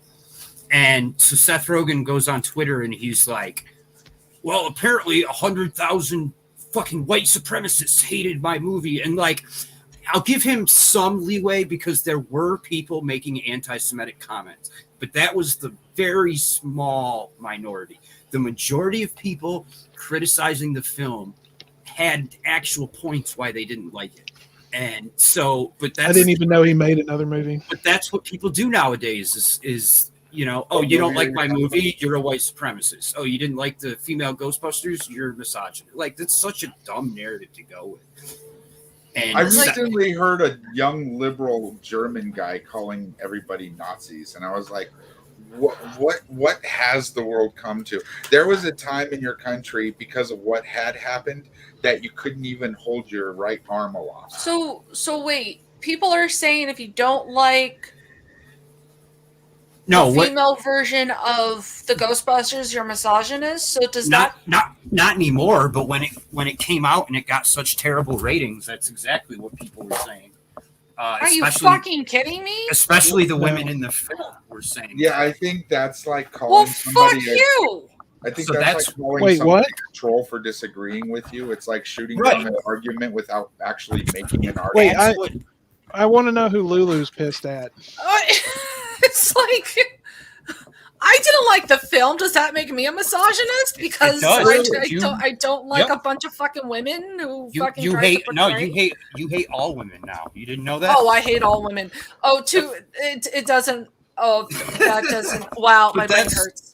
Like, I can understand Silverman and Seth Rogen not wanting to get anti-Semitic comments. Like, sure, that's bullshit, and those people are fucking dirtbags. But if you have 1,000 comments like that, but there's 100,000 comments that are like, I just didn't like the movie. I didn't think it was good. To lump everybody in and like, you either like my movie or you're a white supremacist. Like, fuck out of here, dude. Like, I haven't seen the movie, and now I probably won't just because of that shit. Like, we are. Jake, I'm gonna please take my personal recommendation and go see this movie. I'm telling you. I'm not gonna see it in the theater, but I will check it out, dude, for sure. Like, if you say it's good, I take your word for it. You're like I said. I mean, if you love the first, like a lot of the same shit. So, if you like, who's tapping on something? It's probably me. I'm moving around. Sorry. No, you're good, man. But yeah, if you love the first two like I do, you'll see a lot of Easter eggs in this movie. Okay. Me and my cousin and Doc actually. It's like I've told you, Doc and I went to high school together, and that was the first time me and him had seen each other face to face. Or in person in like 5 or 6 years. Oh, okay. So it wasn't that long. So, and he went with me and my cousin to see it. And we were just like sitting there, and at random times you could honestly throw in a line from one of the first two movies in certain places that would have fit perfectly. And then when you see, and yes, you get to see Dan Aykroyd, Bill Murray, and Ernie Hudson suited up again, dude. And it's totally fucking worth it. Nice.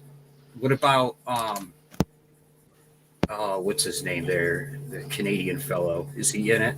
There was Spaceballs and Rick Moranis. Rick Moranis. No, Rick Moranis is not. No, that's too bad. Annie Potts is in it. She was. Yeah, somebody asked Rick Moranis why he stopped appearing in things. And he was taking care of his wife. Well, on top of that, he was like, I hated the fame. I hated people like coming up to me and trying to like run me over for autographs. So then when he just did a commercial last year, what do you think the first thing that happened to him was? Somebody saw him in public and beat the shit out of him. Literally. Oh my god. Yeah. And he's like, afterwards, he was on social media like, this is a fucking pure example of why I stopped being in shit and I don't want to be famous. I don't fucking blame him. Like, that's such bullshit. Wow. Okay, exactly. Yeah, wow is right. Like, I love Rick Moranis. I think he's fucking great. Spaceballs is one of my favorite movies of all time. Honey, I Shrunk the Kids. And Honey, I Shrunk the Kids. Little Shop of Horrors. Yep, that's a really good movie. The Princess Bride. I've never read the book. I hear it's better, but I've always liked that movie a lot.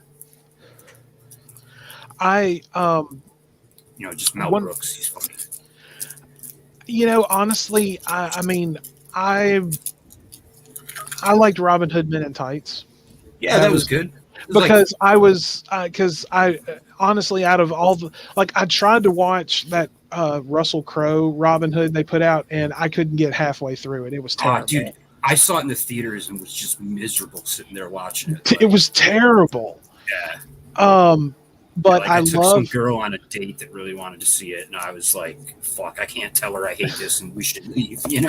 I love Robin Hood, Prince of Thieves. Great fucking movie. Wasn't Men in Tights the first major movie Chappelle did? I think it is. Yes, I think so, because then I think he did Half Baked after that. Half Baked, yeah, it was after that. Yeah, which is like his breakout film. Yeah, which is such a good fucking movie. Oh yeah, it is. Abe Lincoln. Did you say Abe Lincoln? No, I said Abe Lincoln. Oh, you lost your arm. You lost your arms in battle, but you grew some nice boobs.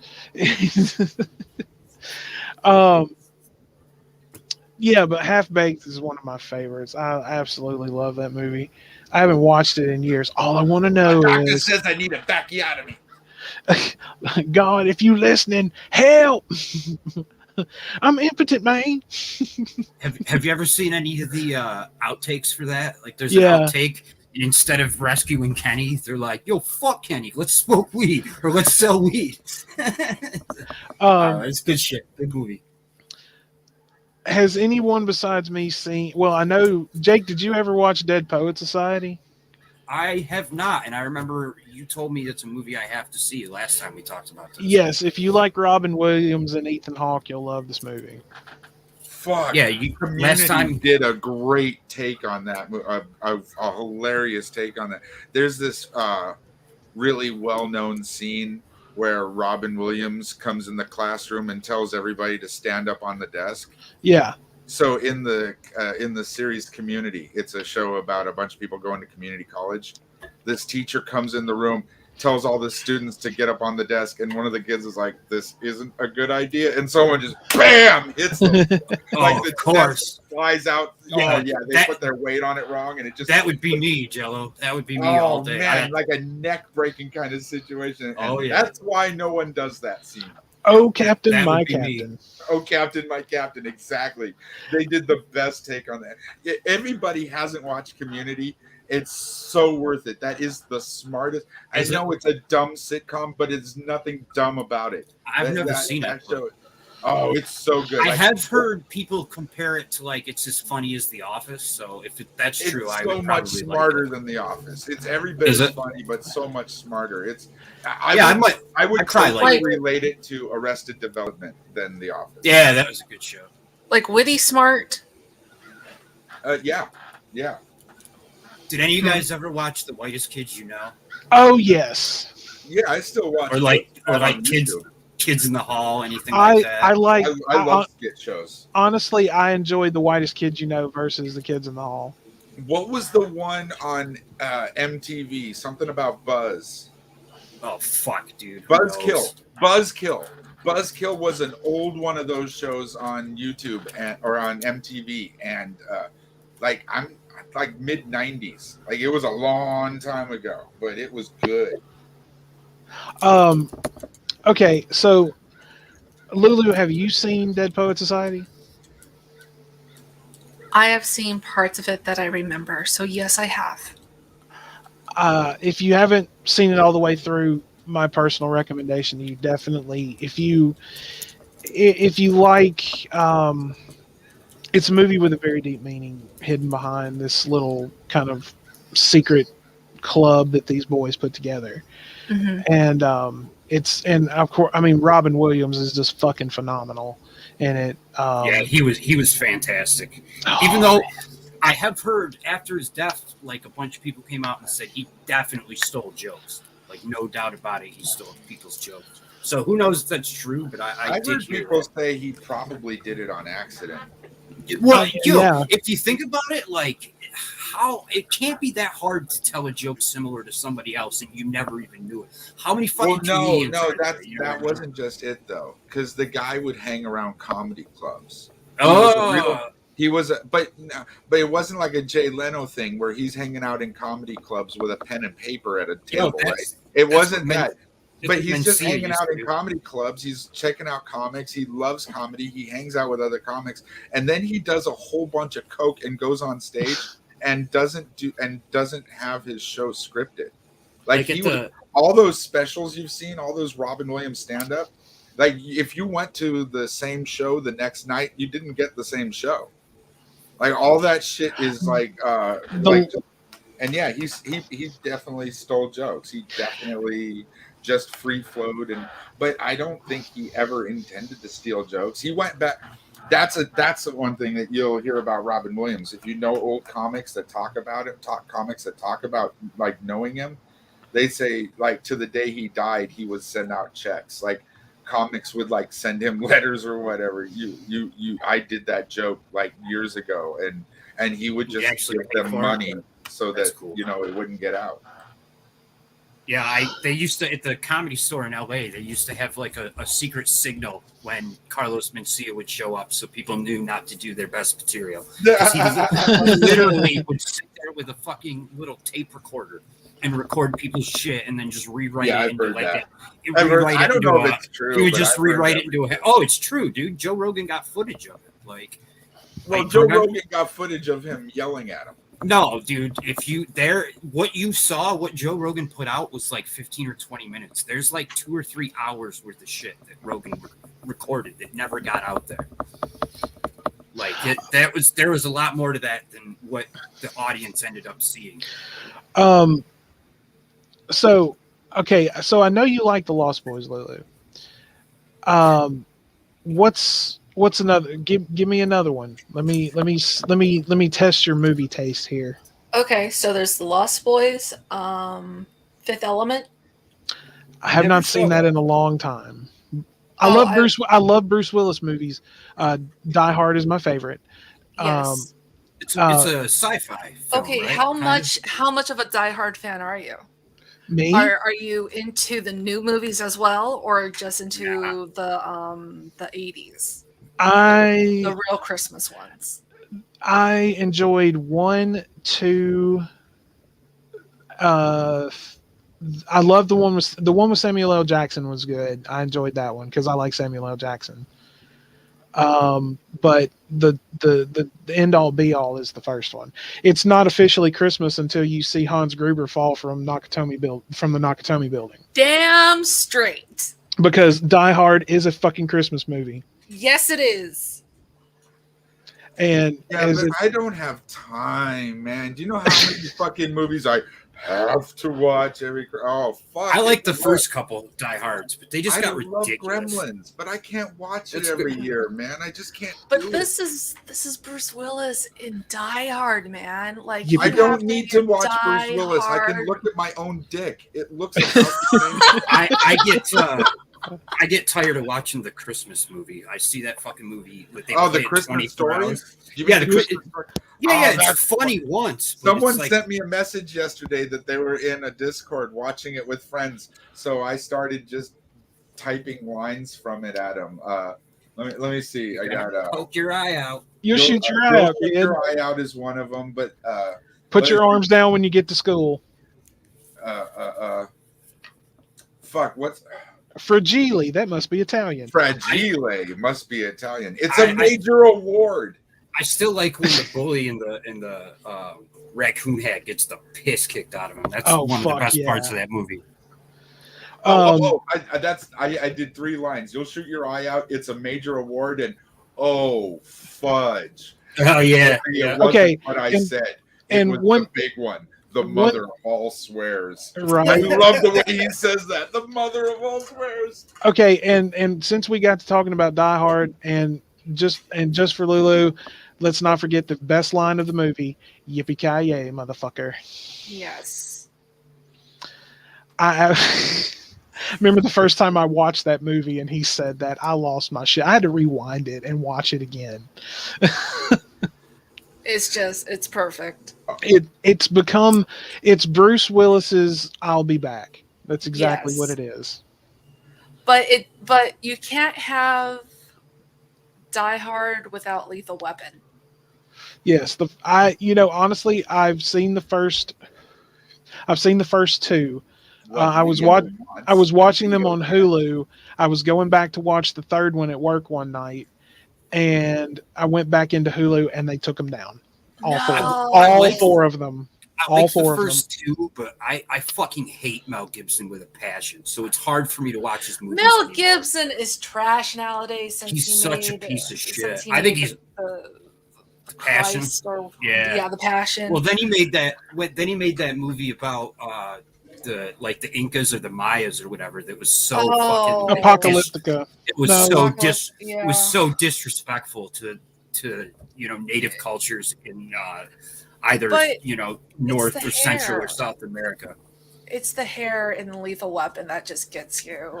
Like Braveheart is a great movie outside of it being so historically inaccurate. Like there's nothing accurate about that movie historically. Well, of course not. The character of William Wallace was meant to be the real part of that movie, but the rest of it's just fucking theatrics. Is all. Like they didn't even get the dates right. You know what I mean? Like, well, interesting enough, actually, I watched this. That movie was set like 40 years after he had already died.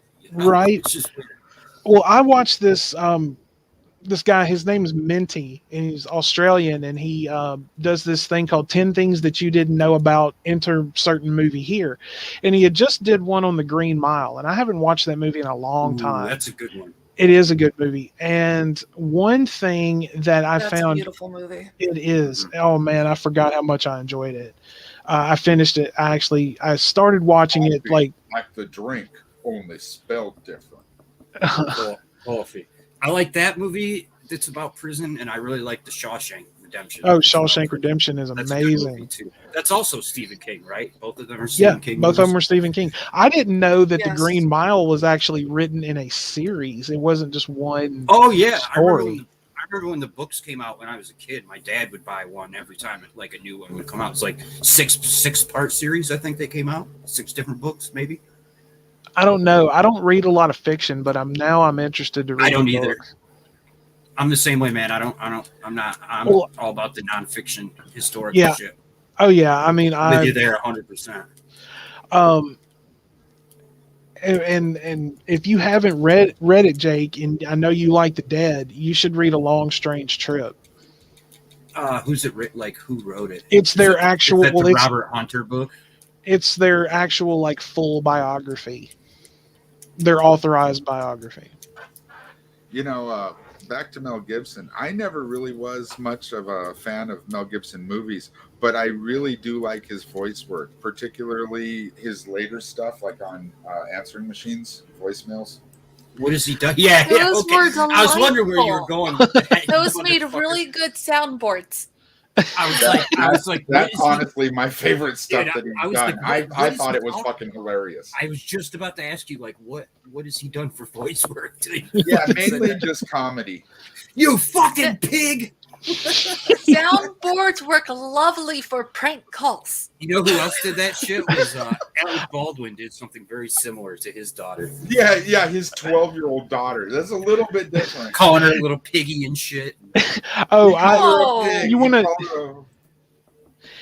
You want to talk about prank calls and soundboards? I heard a call that somebody used an Arlie Ermy soundboard from Full Metal Jacket. Nice. And like, what's his name? Like Emery or something? Yeah, Arlie Emery, I think, is Emery how or it's some shit. pronounced. I Yeah. can't remember how you say Um, it exactly. But he's a real life, like he's a real deal Marine though. He wasn't just he an passed. actor. Well, he passed away a few years ago. Did he? Yeah. But yeah, he was a real deal Marine, dude. Yeah, he was. He was a Marine. He was actually a drill sergeant, He was and a they bad motherfucker. Yeah, that's how he the was so perfect for that role. the well, and then I found out later that the Marine Corps actually gave him the honorary rank of gunnery sergeant. That's why you always heard everybody call him Gunny, is Nice. because he did a speech somewhere. I don't remember where it was, and I watched the end of it, and at the end of it, you remember that scene in the movie where he makes them pray with their rifles, and Yeah. then Oh yeah.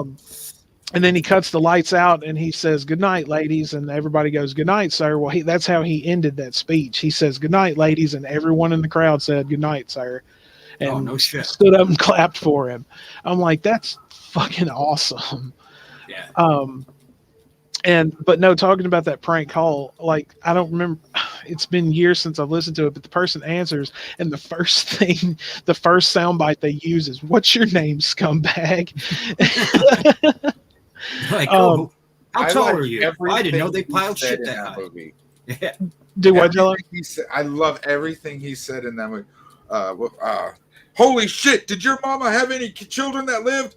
That's a great line. I still like I didn't know they stacked shit that. Yeah, How that's the tall one are I was you? gonna say. How That's tall a are you? great line. That's my so favorite. Good. Oh, Show my me your war face, Joker. Ah! Full Metal Bullshit! Jacket. I don't believe it. Ah! wait, what, Lulu? Full Metal Jacket is actually one of my favorite movies too. I adore that movie. You know, somebody told me that the scene where they put all the soap in the sock, like I think it was Grampy maybe told me that's a real thing, or that used to be a real thing. That like if there was one guy fucking up the whole platoon, that guy would get the shit kicked out of him. Yeah, you're lucky if it wasn't a boot party. Like I'm pretty sure put their feet on you. You know, I'm pretty sure we were talking about Von Helton is how it came up, and I was like, why didn't somebody just give him a fucking soap party? And I think it was Grampy. I'm not sure it was Grampy, but I think it was Grampy that was like, yeah, that's how we know he's so full of shit. Is they had to like his mom had to come get him because they were gonna fuck that dude up. At least that's the story. I don't know if it's all true. One of my favorite lines is, "Hell, I like you. You can come over to my house and fuck my sister." Yeah. Oh my goodness. Oh no! So many good one-liners. Oh God, yes. So many. Like, and then after the what side was that, Private Pile? After all that, the movie like gets so dark. Like, yeah. It starts out at basically a comedy, and then it gets so fucking dark. I get where he's got fucking Private Joker has a peace symbol on one side of his helmet, and the other side it says Born to kill. Yeah, hell yeah.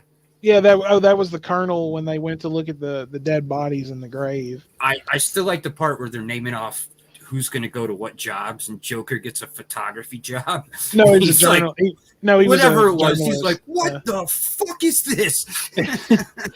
You think you're Mickey Spillane? You think you're some kind of fucking writer? He just pissed that he wasn't first class infantry or whatever. Oh, I love when him and Cowboy meet back up. Cowboy was one of my favorite characters too. And he just looks at him and he was just like, I was hoping I'd never see you again, you piece of shit. And the funny thing is, that is the same kind of sense of humor that my dad had, because he would say that to somebody he hadn't seen in years. So, bro, I just saw in the news the last living Band of Brothers guy who just passed away. I don't know if you've ever read that book. No, I've seen the series though. The series is really good, and the book, I read it when I was in jail for 2 months. And that fucking sucked, but the book is pretty goddamn. Especially when they start talking about the Eagle's Nest part, because it goes into so much more detail about what they found, and it definitely in the movie or in the series, they basically say that dude stole the photo album, but they don't show it conclusively smuggling it. When they in the book they talk about how the guy actually smuggled Hitler's personal photo album back to the States, and Oh, like shit. all the guys knew. Yeah, that guy ended up like the government tried to get that photo album from him for years, and he denied it and denied it and denied it. And then after he died, it was left to one of his relatives, and the relative was finally like, "Yeah, we have it, and we're not giving it back. It's ours." Even though a lot of people think it should be in a museum somewhere, and I think there's an argument to be made for that, because it's priceless. Like right. Well, Hitler at least copies. at least Hitler was the Well, biggest. not even fucking copies. No, the originals. Yeah, the original. But no, they have had like everything that's in it has been documented. Like, they have copied all the pictures. When I go to history museums, and I haven't been to one in a long time, and I love going through their World War II sections, because the items that they have from both sides are just fascinating to look at. Seeing like just actually seeing things that were there. Whether it be, flags or patches or medals or, Right. things like that. It's just absolutely fascinating to look at, because that's a very significant part of our history in the world. It looks like the world, because of the vileness that took place. Just like to see the most evil, wicked, disgusting, vile side, monstrous side of humanity. Well, as far as war movies and shit go, I have a lot easier time with World War II than I do Vietnam, just because we know how much bullshit Vietnam was. You know what I mean? Like we know how much of a lie it was. Yeah. Lulu, feel free to chime in at any moment. I'm thinking when it comes to Vietnam, even when it comes to Korea, because like I like watching MASH. Oh, because I love it gives MASH. it gives a you different... get Jello on MASH and he won't stop talking. Oh yeah, Jello. Oh, I know. Jello either really loves it or just really loves to say he loves it. Like to the point where great fucking show. Do you just say it to get Billy frustrated? No, or do you I actually love like the show. it? I recently saw the coolest fucking shirt ever. Like I'm I haven't done it for a while, but like by trade, I make marijuana concentrates. That's what I used to do.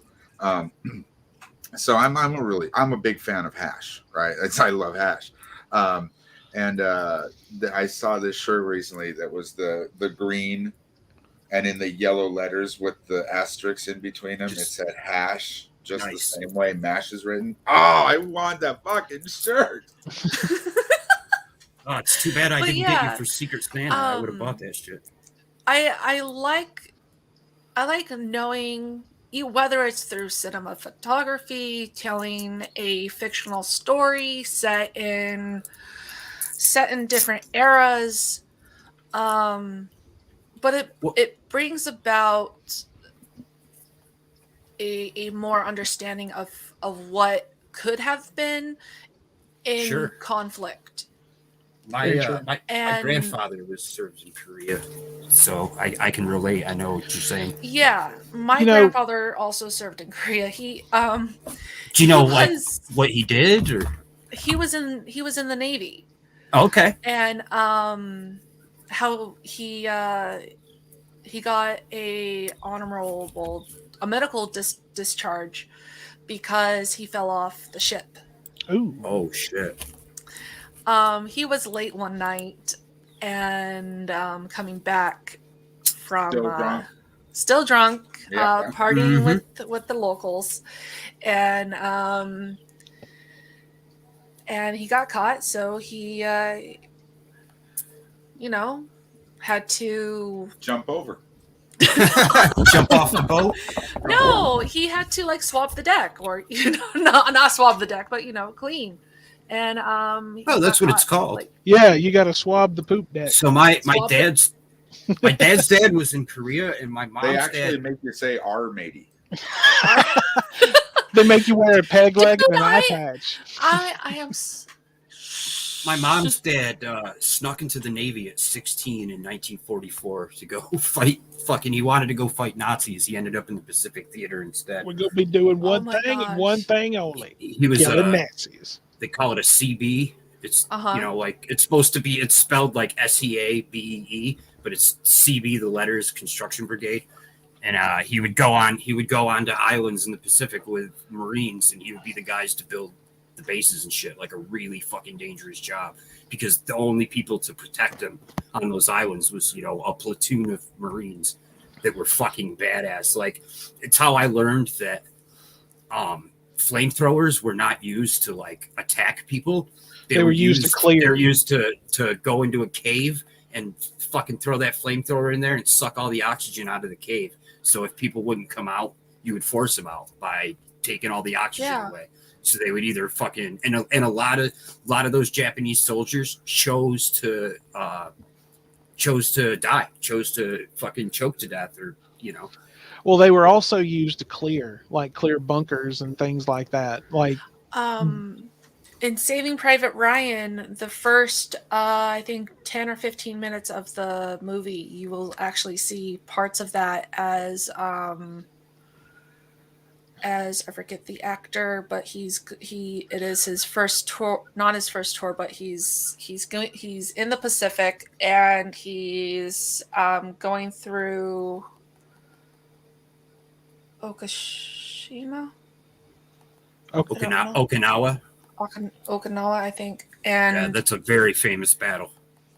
Yeah, yes. And he is they're taking the flamethrowers through different buildings.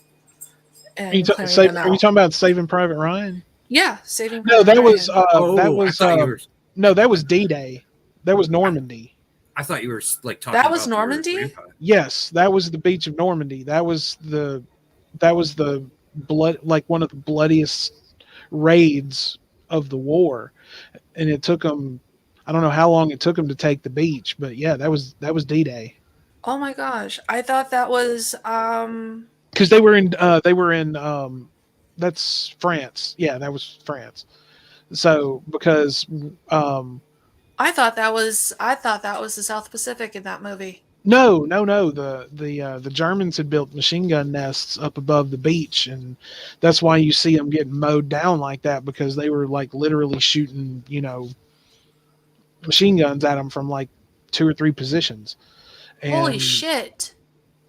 And then you see that big explosion when they finally take the bunker. They throw grenades in, and then they have the guy with the flamethrower go through, and then you see the bunker explode. Holy shit. That was Normandy. I thought that was the South Pacific in that movie. No. Wow. I need to rewatch that, because you've been living a lie, haven't you? I have been living a lie. I have been living a lie. That's a shame indeed. I need to rewatch that movie. Definitely. Well, guys, I think we're going to go ahead and we're going to wrap up for the week. Is it over already? Oh, well, I mean, if you guys want to go a little longer, I need to. It's up to you guys. I've been having a blast. This has been a ton of fun for me. But it's really up to like LuLu and Jello and you. Well, I mean, if everyone else has got time, I just need to go in and plug. I just need to go in and plug my computer up. As much as I am enjoying sitting outside, but LuLu, are you on Discord? Are you in any of the community's Discords? I'm in the Geek Rooms Discord. Yeah, I was trying to join Black Eye TV. That's where like a lot of us hang out. Aren't you in Grampy Lobster's Discord? Oh yeah, and Grampy Lobsters. I've tried to send you an invite to mine, but it won't let me invite you for some reason. What? I don't know. Maybe it was just the app on my phone. I'll try it from my computer here in a minute. What's your Discord name? LuLu.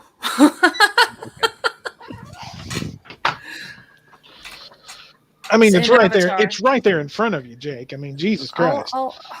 If it was a snake, it would have bit you. I'll go online. So when I look up LuLu, it brings me to somebody called Black Plague. All right, give me just a moment. Oh, try LuLu the Deviant one. Oh, okay. All right. That's also what I'm titled under. It doesn't come up, but I'll look in Geek Room. Maybe I can find you that way. should come up.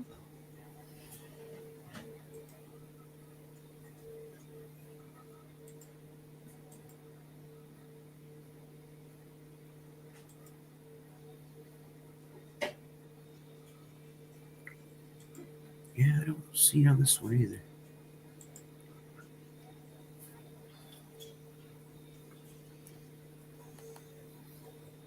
Oh, never mind. That's why. Oh, there you are. All right, I found you. Yeah, if you want, I'll send you an invite to Black Eye TVs because it's a lot of people do voice chat and shit there. Sure. Word. I see her. She's using the same picture as she is here. Mm-hmm. Same avatar.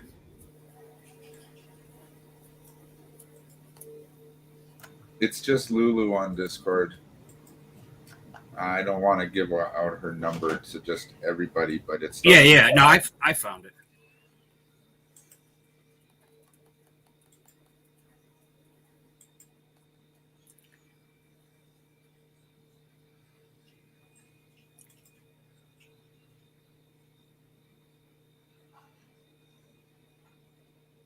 Uh-oh. Oh no. No, he said he had to go inside and plug in his computer. I'm sure he'll be right back.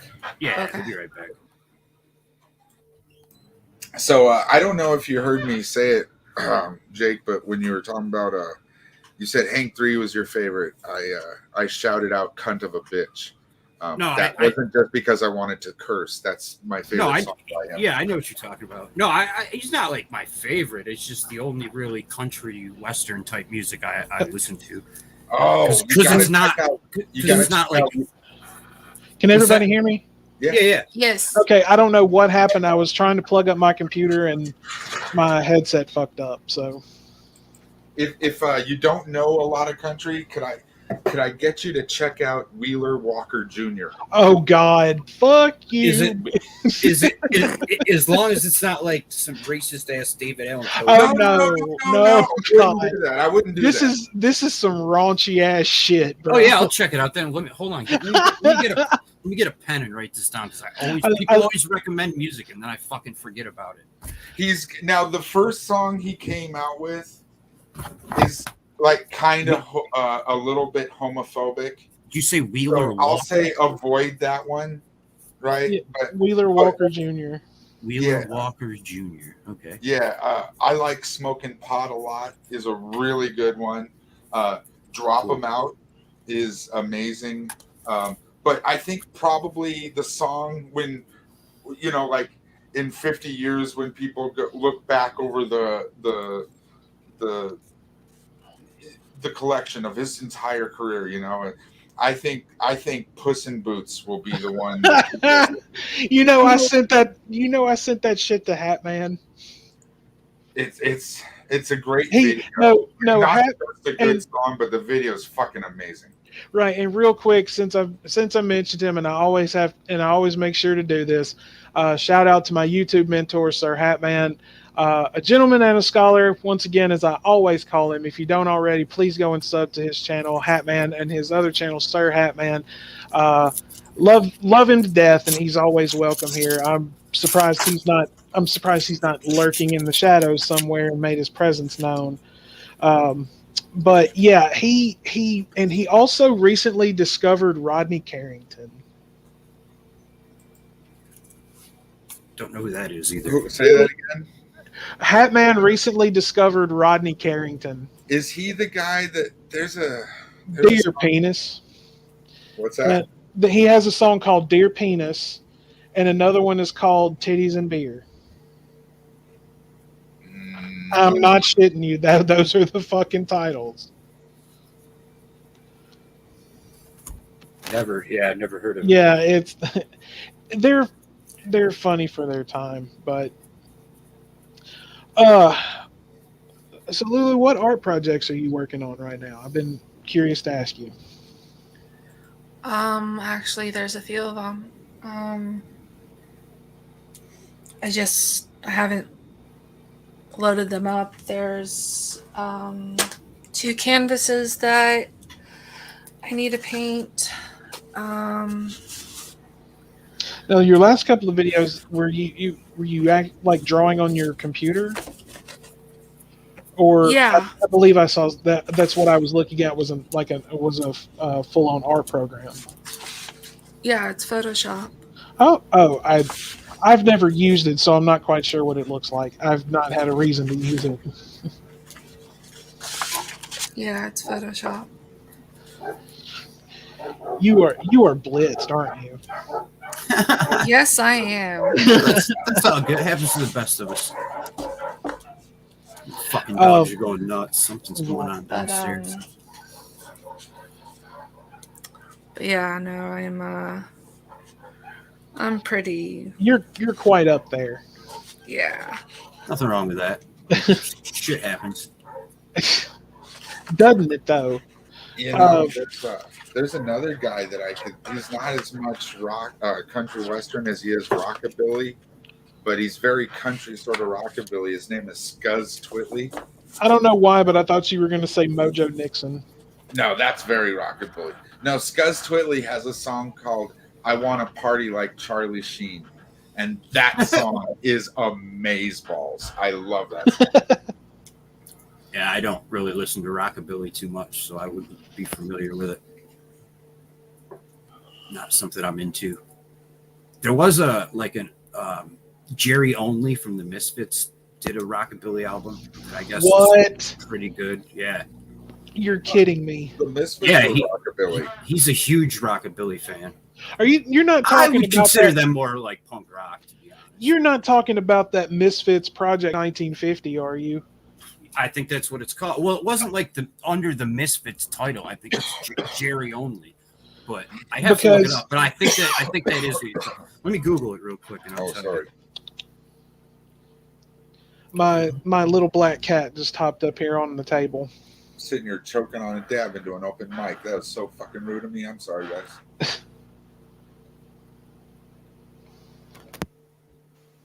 Have I been doing that shit a lot? No. Just making crazy. I'm trying to pay attention to when my mic's open. I mean, just hanging out in a chat is one thing, but when you're like recording and other people are maybe going to listen to it later, it's like you try, or I try. I'm kind of a. And LuLu's just floating on cloud 9, so. Yeah, but she's staying muted. Yeah, like she's doing good. I think she may have stepped away for a minute. What did you say you thought the album was called? Misfits Project 1950. Yeah, let me look that up because I can't find. Because it was. Yeah, it is that album. Oh yes. God, man, is it bad? Because I've never heard it. The only one that I really liked is when they covered This Magic Moment. That was it. But it's them covering. What does it sound like? Is it punk or is it like? It's pretty much done in like that 1950s. Take kind of that kind of. I'm trying to think how to describe it. Not typical Misfits though. No, it's still kind of heavy because it's not Doyle's not in it. It's Jerry Only, Robo playing drums, and I can't remember who's playing guitar, but they cover old 50 songs, and they give it, it's not real fast. It's like in tempo of like kind of the original song, but they just put on like a little punk spin to it. But it's, dude, no, it's bad. No dice, huh? Honestly, like when it comes to the Misfits, I like Danzig stuff with them, yes, but I'm more of a Michael Graves fan. See, I like a couple Graves songs, but personally, I think that guy's a piece of shit. Like he's a very conservative Republican, anti-abortion, anti-feminism, that kind of stuff. That all goes back to our discussions on separating the art from the artist. Right. Well, honestly, though, I think sometimes that's hard to do. Like, look at R. Kelly. Like, it's hard for me to ever listen to that guy's music again. Oh no! That was atrocious. I mean, that can't something that vile can't be separated. But as far as the drummer of Cake, do you know the band Cake? Of course. Dude, I'm a huge Cake fan. Well, their drummer was busted with child porn Oh, several years God. ago, and it was hard for me to be like, okay, well, that's not the whole band. You know what I mean? Like, it's not everybody. It's just Right. him. So that's But- that I can listen to, but like R. Kelly and but No, I like I mean, I'm separating Graves from his politics. I don't give a Right. shit. I don't. You know that. Honestly, I don't pay attention. It's the same. It's the same thing with me and Ted Nugent. I separate his politics because I love the guy's early records. They're great. oh yeah. See, I've never been a fan of Damn Yankees or any Or of that. no, kind I'm of stuff. talking about like his original stuff, like Stranglehold. Stranglehold, Can't Free scratch for me All. up. Oh no, his first band he was in. The tango. The first band he was in, the Amboy Dukes, is really good. I actually saw a pretty interesting article on Reddit about. It wasn't an article; it was just a post somebody made. But they were like, "Why are some artists canceled?" Like Ryan Adams, if you know who he is, not Brian Adams, but Ryan Adams, the singer-songwriter. Like he's been very creepy to fans and such. And they were like, "It's weird that certain people get canceled, but then there's guys that are like well known, slept with underage girls, like Mick Jagger, like Steven Tyler. I mean, you'd have to see the list, but it's a very big list of rock stars. Jimmy Page, and I think the best answer I saw was that it's just a different time now than it was then. Like back then, people didn't see it as such a huge thing. Like Steven Tyler dating a 16-year. Right? No, I agree. I'm just saying, like the difference is time. Right. That society has changed, and it's Jerry not. Lee Lewis. Jerry Lee Great Lewis Balls of married Fire. his 14-year-old cousin. Married his 13 or 14. Oh, is it 13? One of the two. But Damn. here's the thing. Here's the thing, though. Damn. It was legal where he did it and when he did it. So he probably wasn't the only person marrying someone that young at the time. I'm just saying.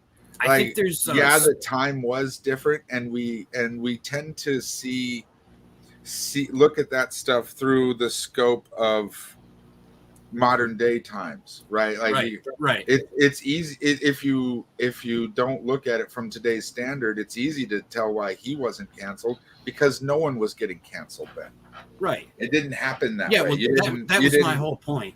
No, I was agreeing with you. Okay, right on.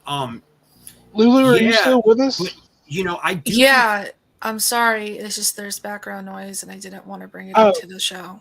Oh, no, you're fine. I think that. Fuck! Now I forgot what I was going to say. Never mind. Forget it. Sorry, I didn't. Mean No. You're good. It's my fault, dude. I'm a fucking space case, man. But no, I like. I separate that from him as much as I don't like his stance on things. I still like the American Psycho and the Famous Monsters record. I mean, I think it. I've actually met him. Did I ever tell you that? Who? Michael Graves. I thought you meant Jerry Lee. I'm like, Jesus Christ. I've met all of the Reform Misfits separately, but I've met and hung out with Michael Graves a few times. A buddy of mine back where I'm from, used to book punk and hardcore shows, and he would book. I mean, yeah, he's a nice guy. He's a nice enough guy. Yeah. I guess that's all that really matters, right? Like if they're not pricks to their fans, We actually, the friend of mine who booked would book him in Tupelo all the time.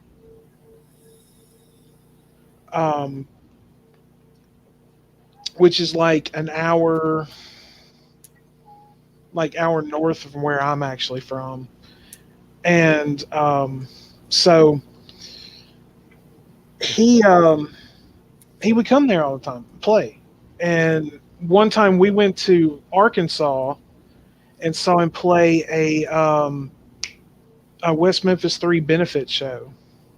Okay, I remember talking to you about that case. Yeah, and we got to sit in his hotel room with him, me, my buddy, and some more of his friends. Was that those 3 teenagers that were accused of satanic murder, ritual. But basically they were accused of Satanism, and they were framed. Yep. Yeah. Well, yeah, I guess they were framed by a system. Right, but they framed by like a shitty cop or something. They were framed by society turn crazy.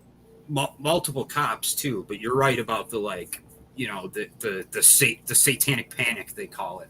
But the craziest part about that case is that they essentially were like, plead guilty and you can get out of prison. Like, that's the craziest part, is the prosecutor was so worried about keeping that conviction rather than doing what the right thing is. You know what I mean? I agree. But yeah, like I said, nice enough guy.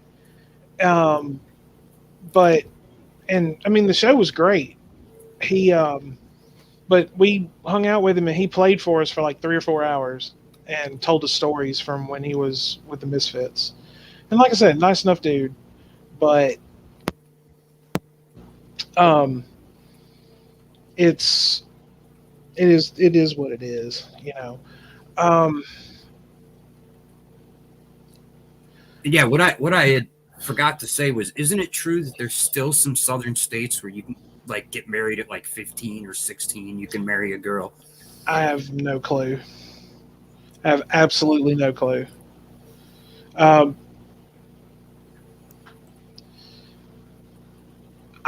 was going to say something, but I forgot. I'm sorry, man. That's my fault. No, it's not you. It's, you know. But yeah, that 50s album, just don't even bother. It's not worth it. I'll tell you, I've got a BB that's been rattling around in my boxcar for about half an hour now. What's that? When you were talking about movie on YouTube, you were talking about Idiocracy. Yeah. One of my favorite movies is on YouTube for free. What is it? Let me find the link while I'm. So, have you ever heard of Windy City Heat? No. Okay, these two guys, one of them is like a writer for Crank Yankers. Oh, yeah. And the other is like a comedic actor, a friend of his. I forget their names. But anyway, these two guys found this dude that's no smarter than like Rev or Von Helton or Gary. Well, right?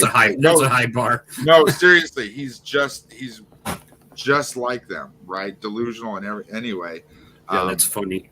They wrote a movie and like Jimmy Kimmel produced it, and they made a movie for him to star in. And everybody that's in the movie but him is aware of the joke, but him.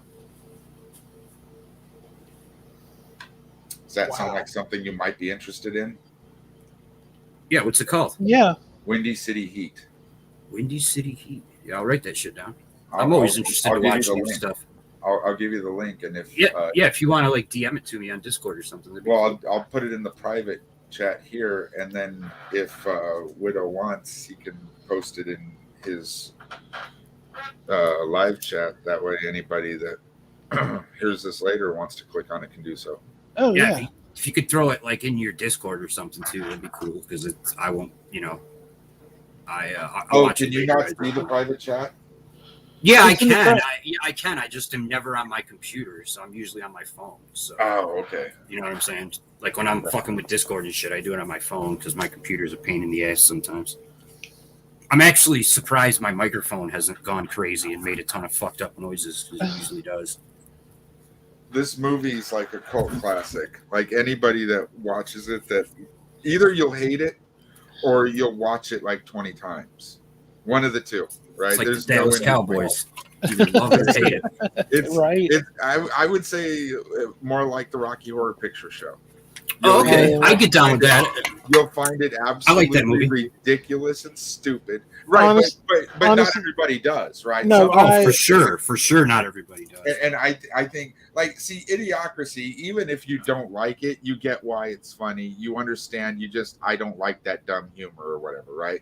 But with like the Rocky Horror Picture Show, a lot of people just don't get it at all. I don't know what this is. I don't know why people are doing this. I don't know why people want to dress up like this. I think everybody here is gay.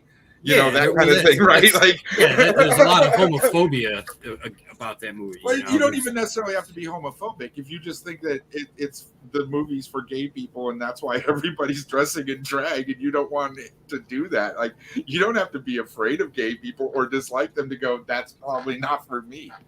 But Until it's such I a good movie. Oh, I agree. And I'll tell you, until I actually went to a fucking drag show, I didn't think that would be for me. And if you haven't gone, I'm telling you, you might enjoy a fucking drag show. I've seen a drag show before. They are fun. I never have, but I would go for sure. Fucking A. Don't miss it if you get a chance. I watched my friend convinced me to watch RuPaul's Drag Race, and it wasn't terrible. I thought I was going to hate it, but it wasn't. Like, it was kind of entertaining, I guess. Well, I had a friend that loved that show, and I actually... Dude, there is a guy on there that I wanted to. There is a guy on there that, like, if you didn't see him before makeup, you would not be able to tell it's not a woman. Like, it looked so much like a woman, it was scary. You know, so it's like one of the best drag queens I've ever seen. I mean, it's just not like my scene, you know. That's not what a drag show is for, though, right? Like drag shows are usually there's like stand-up comedy. It tends to be like a variety show, but usually it's like it's one of two things mainly. It's not a runway type thing. Either people doing stand-up comedy in drag, or it'll be like a drag lip syncing show where you get people that are actually dressing up as the people that they're imitating. You'll get quite a bit of that. But I really like, I don't know, I like stand-up comedy quite a bit. Has anyone seen that documentary called I Am Divine? No. Maybe. I've seen some stuff on Divine. I don't know if I saw that. That documentary is actually really, really interesting. And it's just called I Am Divine. So is that on YouTube? I think it's on Tubi. I had an old record, Divine record, a disco record from the 70s. It was terrible, but yeah. Bro, I like some disco and I like some funk. I was just listening to Parliament today. I love Parliament. Oh, hell yeah. Parliament's fucking gnarly, dude. I've seen them live. Really? Well, it was the P-Funk All-Stars, right? Like, well, was it George and Bootsy though? Were they both there? Yeah, I saw them in Bootsy Collins is one of my favorite bass players, dude. He's so fucking gnarly. 94, I think it was 90. I saw him at one of the first few Lollapaloozas. I don't remember which one. Yeah, I always forget you're like 10 years older than me, you know? Yeah, I'm old as fucking. When I fart, you're not old as fuck. Comes out. You're not like my parents' age, so. No, but y'all talking about your grandpa was in Korea. My dad was in Korea.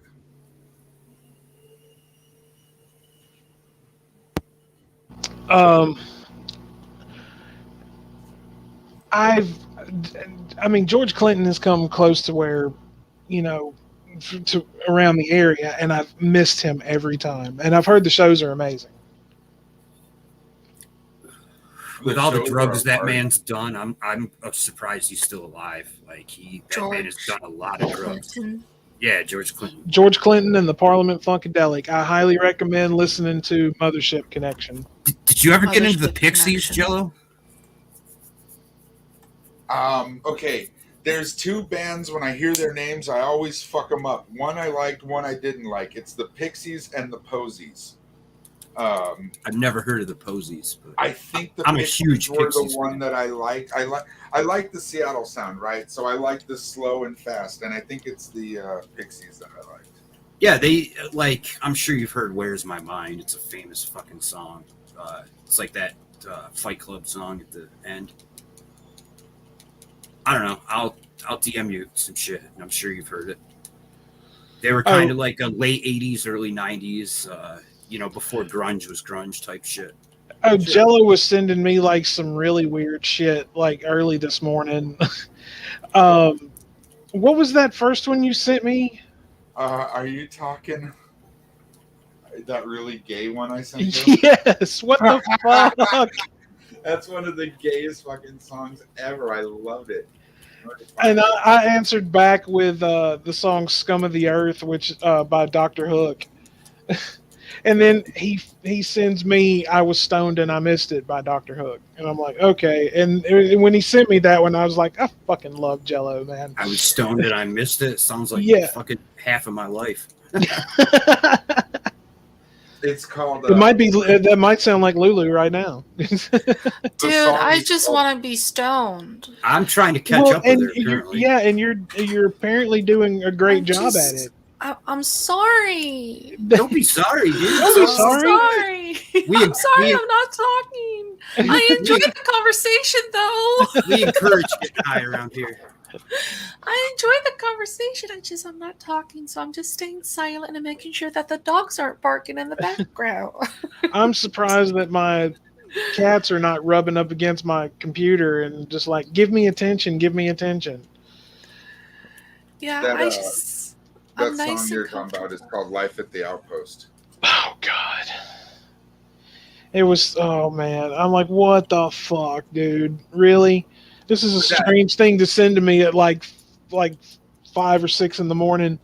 But the it's other probably one, just fucking enjoy the song. The other one is called "Tonight I'm Fucking You," and it's by Enrique Iglesias, who maybe you don't know him, but you might have heard of his dad, Julio.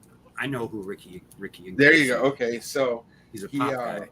But and the song, it kind of sounds not so. I mean, it doesn't necessarily sound gay. It just sounds like a dance song about "Tonight I'm Fucking You," until you find out that it was like the theme song to a series called Bear City. Oh my God. Well, I mean, Enrique Iglesias is a gay man, I believe. Or maybe I'm thinking of Ricky Martin. I might have those two mixed up. I think you're thinking of Ricky Martin. That's what I was about to say. Because he was, one of the two was like a closeted gay man. I mean, while they're he was both on the radio. Hispanic and extremely good looking. So I think one was a Menudo. Yeah, that's Ricky Martin, I believe, the Menudo guy. But I could be wrong about that too, because there were a lot of like Hispanic pop stars that were. I used to watch Menudo when I was young. Did you? I'm not gonna lie. I was. That's how fucking old I am. Yes. I was in New Kids on the Block when I was a little kid, and Milli Vanilli. Well, I was like, okay. When I was older, I dated a girl that liked New Kids on the Block. I was a little bit older than that. You know. I was like 6, so I think that's a valid excuse. Right. I was a teenager. I could see Jake walking around with a fucking Walkman singing "Blame It on the Rain." Girl, you know it's true. Girl, you just start skipping. I actually feel bad for those guys. Like one of those guys killed himself over that shit because he was so, like shamed. I mean, like they were terrible to that fucking guy. I mean, come on, they deserve to get trolled for the rest of forever. The guy should have been able to handle it, but not to the point where like I don't know. I just think it went too far. I don't believe anybody gets trolled to suicide. I believe you get trolled and then you decide to commit suicide. That's like saying they got failed out of school to suicide. Well, it's like clearly the guy had, mental health problems as it was. Like, I don't think anybody's to blame for that. Like, you can't blame society for, you poked the finger at a guy with mental health when you didn't know, right? Like, and even back then, like people didn't talk about mental health that much like they do now. I will say that that they took all of the blame for what happened, and there were some scumbag record producers that for sure gotten some of that shit. Like bro. For whatever they did, there were people that paid them to do it. You know what I mean? For sure. So there's a lot of people but they got all the blame for it. So I guess maybe you could say a little bit of it was unjust, but yeah, for sure. I agree with you about the record label thing and the backing band, the actual musicians. Like they knew, and they like as soon as that shit went down, the actual musicians were like, "Oh, we didn't want to do this. We had no part of it." But okay, well then since we're talking about lip sync and pretending like you're not, what about when Britney's sister wound up fucking two-stepping off the stage? Remember that when she? Oh, Was no, that that Britney? was that That was no, that was the Jessica Simpson's. Jessica Oh Simpson. yeah. Sorry, not Britney's sister. Her name was Ashley Simpson. Right. Yeah, when but she you heard, know what I'm talking you know about, what like that should happen. Dude, the worst part of that was that she was like, at the end, she's like, "Oh, my band played the wrong song." It's like, no, bitch, you got caught lip syncing. Like, your band didn't fuck up, you did. You know, get the fuck out of here, blaming Wait a minute though, but like blaming your band. Saturday Night Live played that tape for her, right? Mhm. Someone put on the wrong fucking tape, but the show's called Saturday Night Live. Why is she getting all the fucking Makes fingers me pointed at her? makes me wonder if somebody did it on purpose, you know, just to be like, fuck this, you know, because there's a story about like how difficult she was backstage and, you know, acting like this huge star and treating people like shit backstage. So it makes me wonder if they sabotaged her. There's two really interesting videos. One is where Britney Spears is dancing on stage and singing, and it's an actual recording of her mic from that stage, and you can hear her breathing and missing words, and it doesn't sound like a Britney Spears performance, right? And then there's another interesting video where she's singing and dancing and singing perfectly, and then the camera flashes right to this girl in the audience who is, it looks like the girl in the audience is actually singing the song. It could be just that the girl in the audience knows the song and is singing along because she knows it real well. But I don't know. Look for these videos. They're on YouTube. You'll see what I mean. Do you remember Mariah Carey a couple of years ago being fucking plastered drunk for her Christmas special thing? She was lip syncing that whole time. Like that wasn't actually her singing. She was too fucking drunk. Like she was falling over and stumbling and shit. And it was pretty funny. Pretty wild. I remember during the 70s, it was really popular for bands to go on shows and do songs live, but they always sounded so perfect, just like it was, you know, just like they sounded in the studio. And then you go and see these bands live, and you know, they just didn't sound quite so perfect.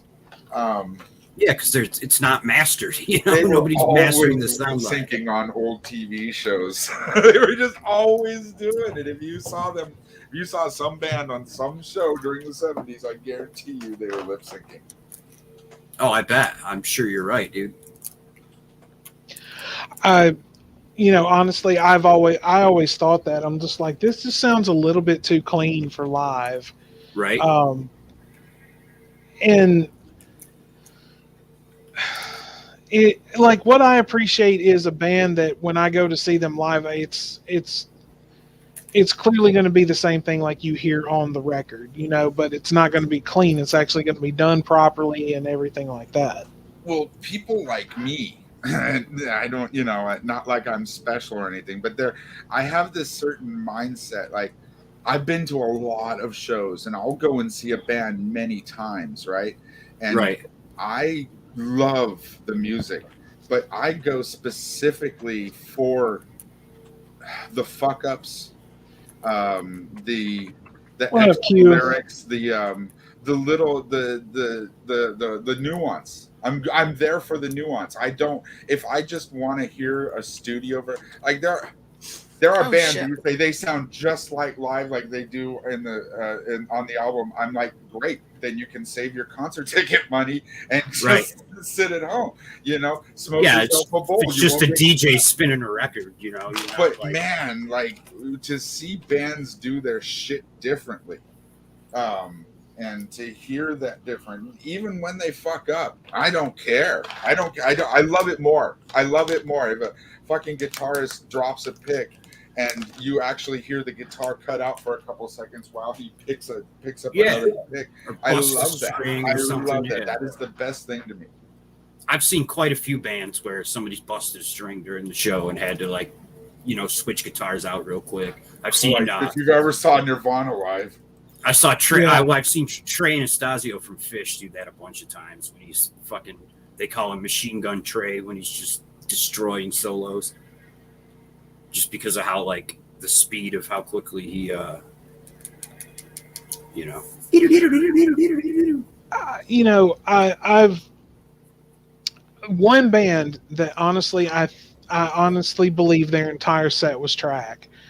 Was when I went to that the Blacks to the Black tour, the Danzig tour, and Superjoint was on it, and they had this band called Veils of Maya, and they got up there and started playing. Well, I was listening to it, and it was sounding a little too clean, and then I saw the bass player take both his hands off the bass, and I could still hear the bass. Yeah. Nope. Their entire fucking set was track. That's all it was. That happens like the vocalist was live, you could tell, but the band, at least like maybe the guitar player and the bass player, but I saw him drop both his hands for a second. You know who was really famous for doing that, right? Is the Sex Pistols. They were known for that, like not playing live, but not like, Sid Vicious was not a bass player. He didn't know how to play. I heard that they would unplug. They would unplug him. They would have a backing track playing. So and he would do that shit. He would be opening, just sitting there strumming with no hand on the frets, and you'd hear the boom, boom, boom, boom, boom, boom. So obviously it was a backing track or somebody behind the curtain was playing. There's actually a funny Blues Traveler music video about that. That's the runaround video. Yeah, you know what I'm talking about. There's a band playing and going nuts, and behind the curtain, the actual band is playing. Yeah, this shit's funny. I love that. I bet it happens more than people realize, though. Oh, I'm sure. Well, I'm sure that there's somebody. Obviously their tech is back there, because there may be a guitar part, or they may have a guitar player playing another rhythm. So if there's a trio or something, there's a solo or whatever. So you may hear something like that. Do that. The White Stripes? How do the White Stripes do that? There's just the fucking two of them. That I don't know. I've never been a big fan of their music, to be honest. You know what? Neither have I. But when you think about it, those two must be fucking talented little assholes. Oh yeah, they are.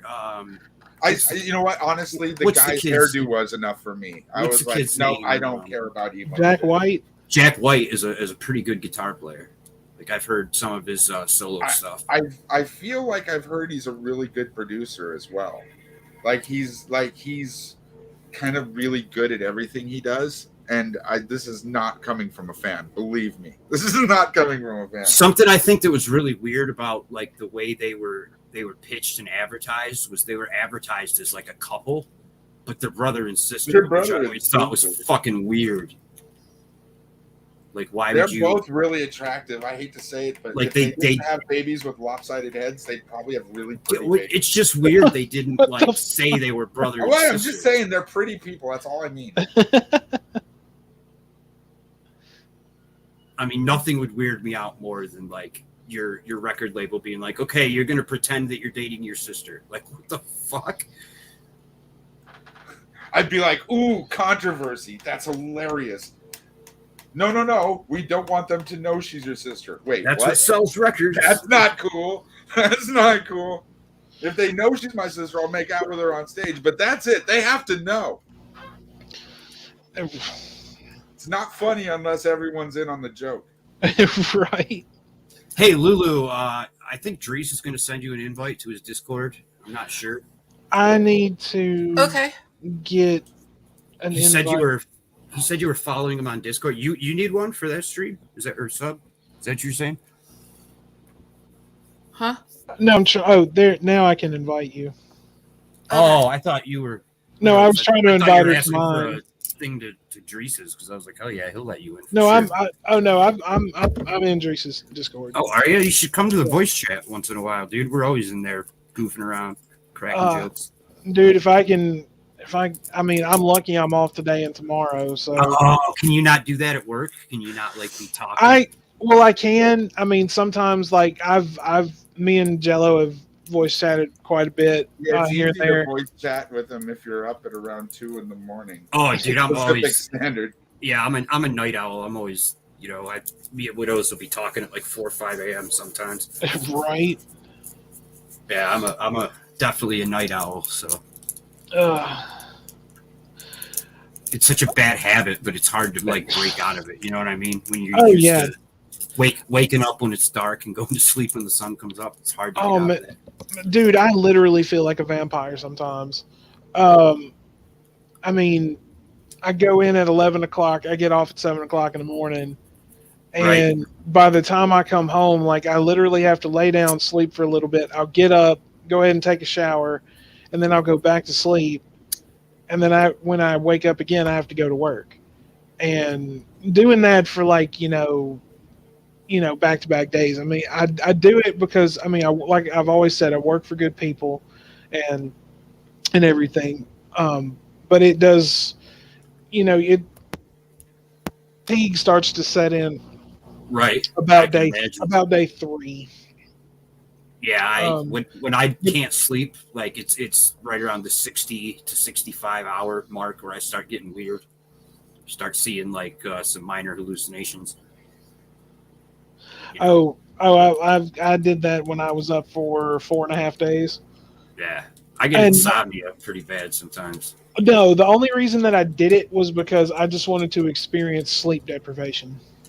Oh, really?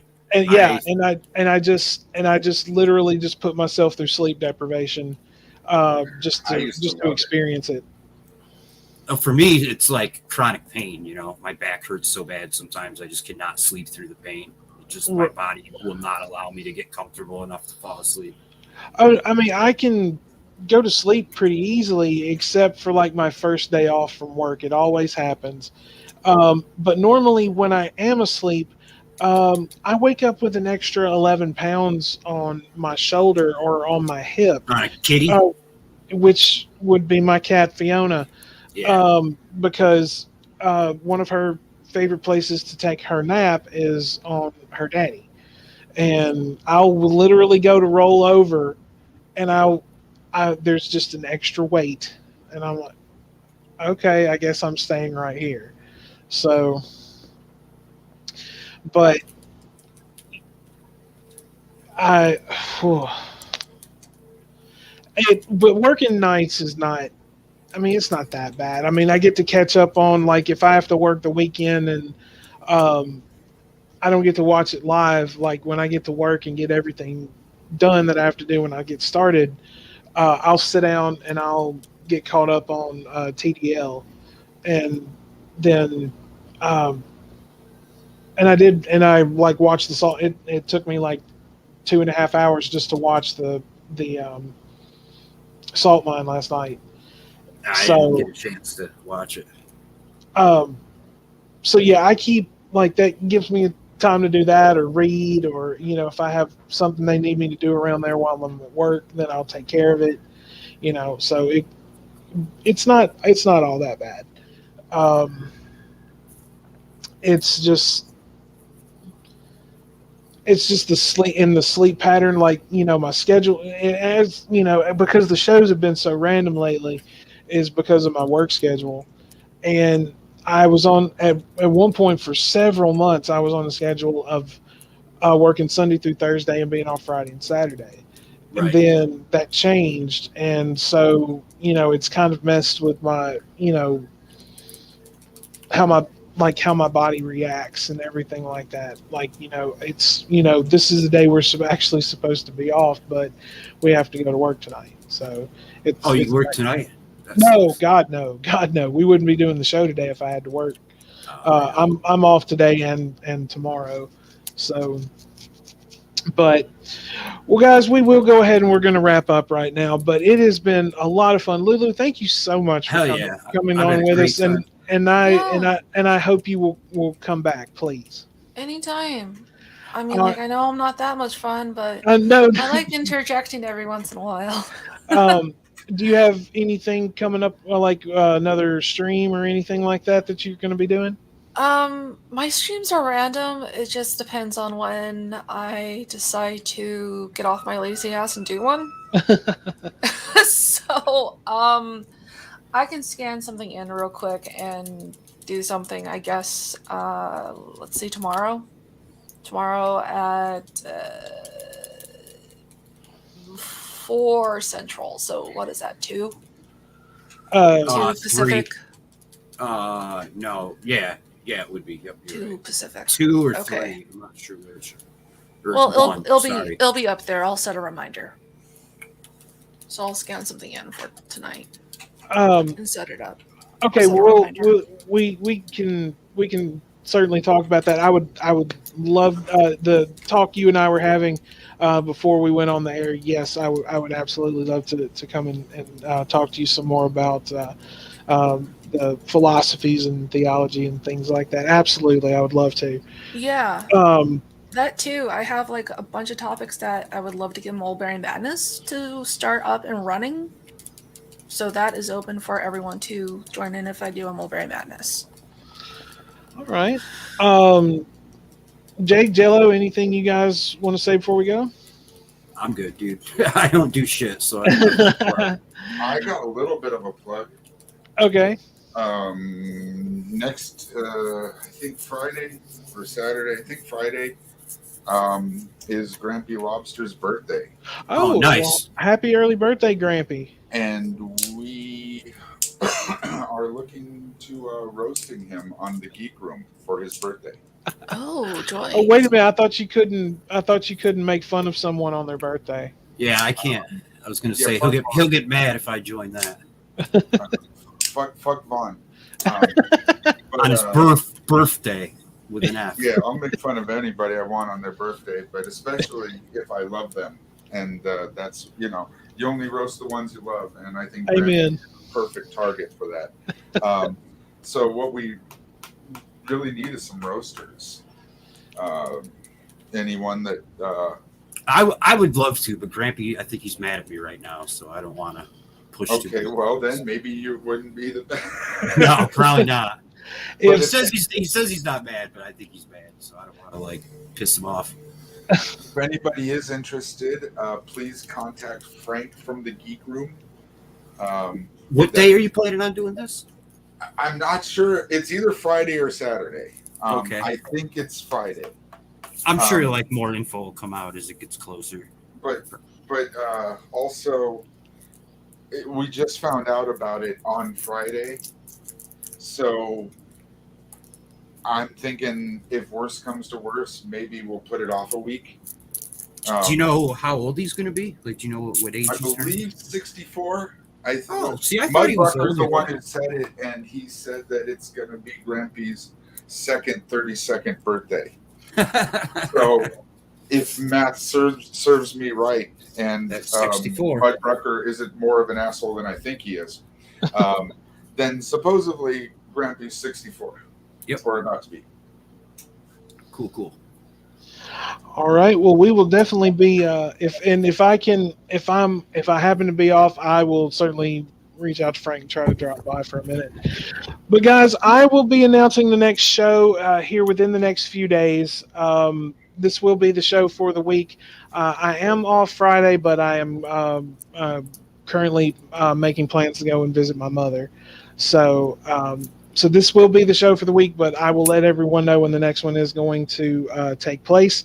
But I do want to thank everyone for coming by the chat today. Rigzilla, Melissa, thank you so much. Spooky Bed Hair, I see you there. Underhaven, thank you for dropping by. Appreciate that, Anna. But thank you so much for everyone for coming by. And if you're going to be listening later, we do certainly appreciate it. If you haven't already, go ahead, like the stream once again. Really helps us out. Hit the subscribe button. Get the notification bell on. Come and join us every week. We always have a good time. So I will be in touch with everyone about the next show in the Discord. So be watching that. But until then, my friends, as always, peace be with you.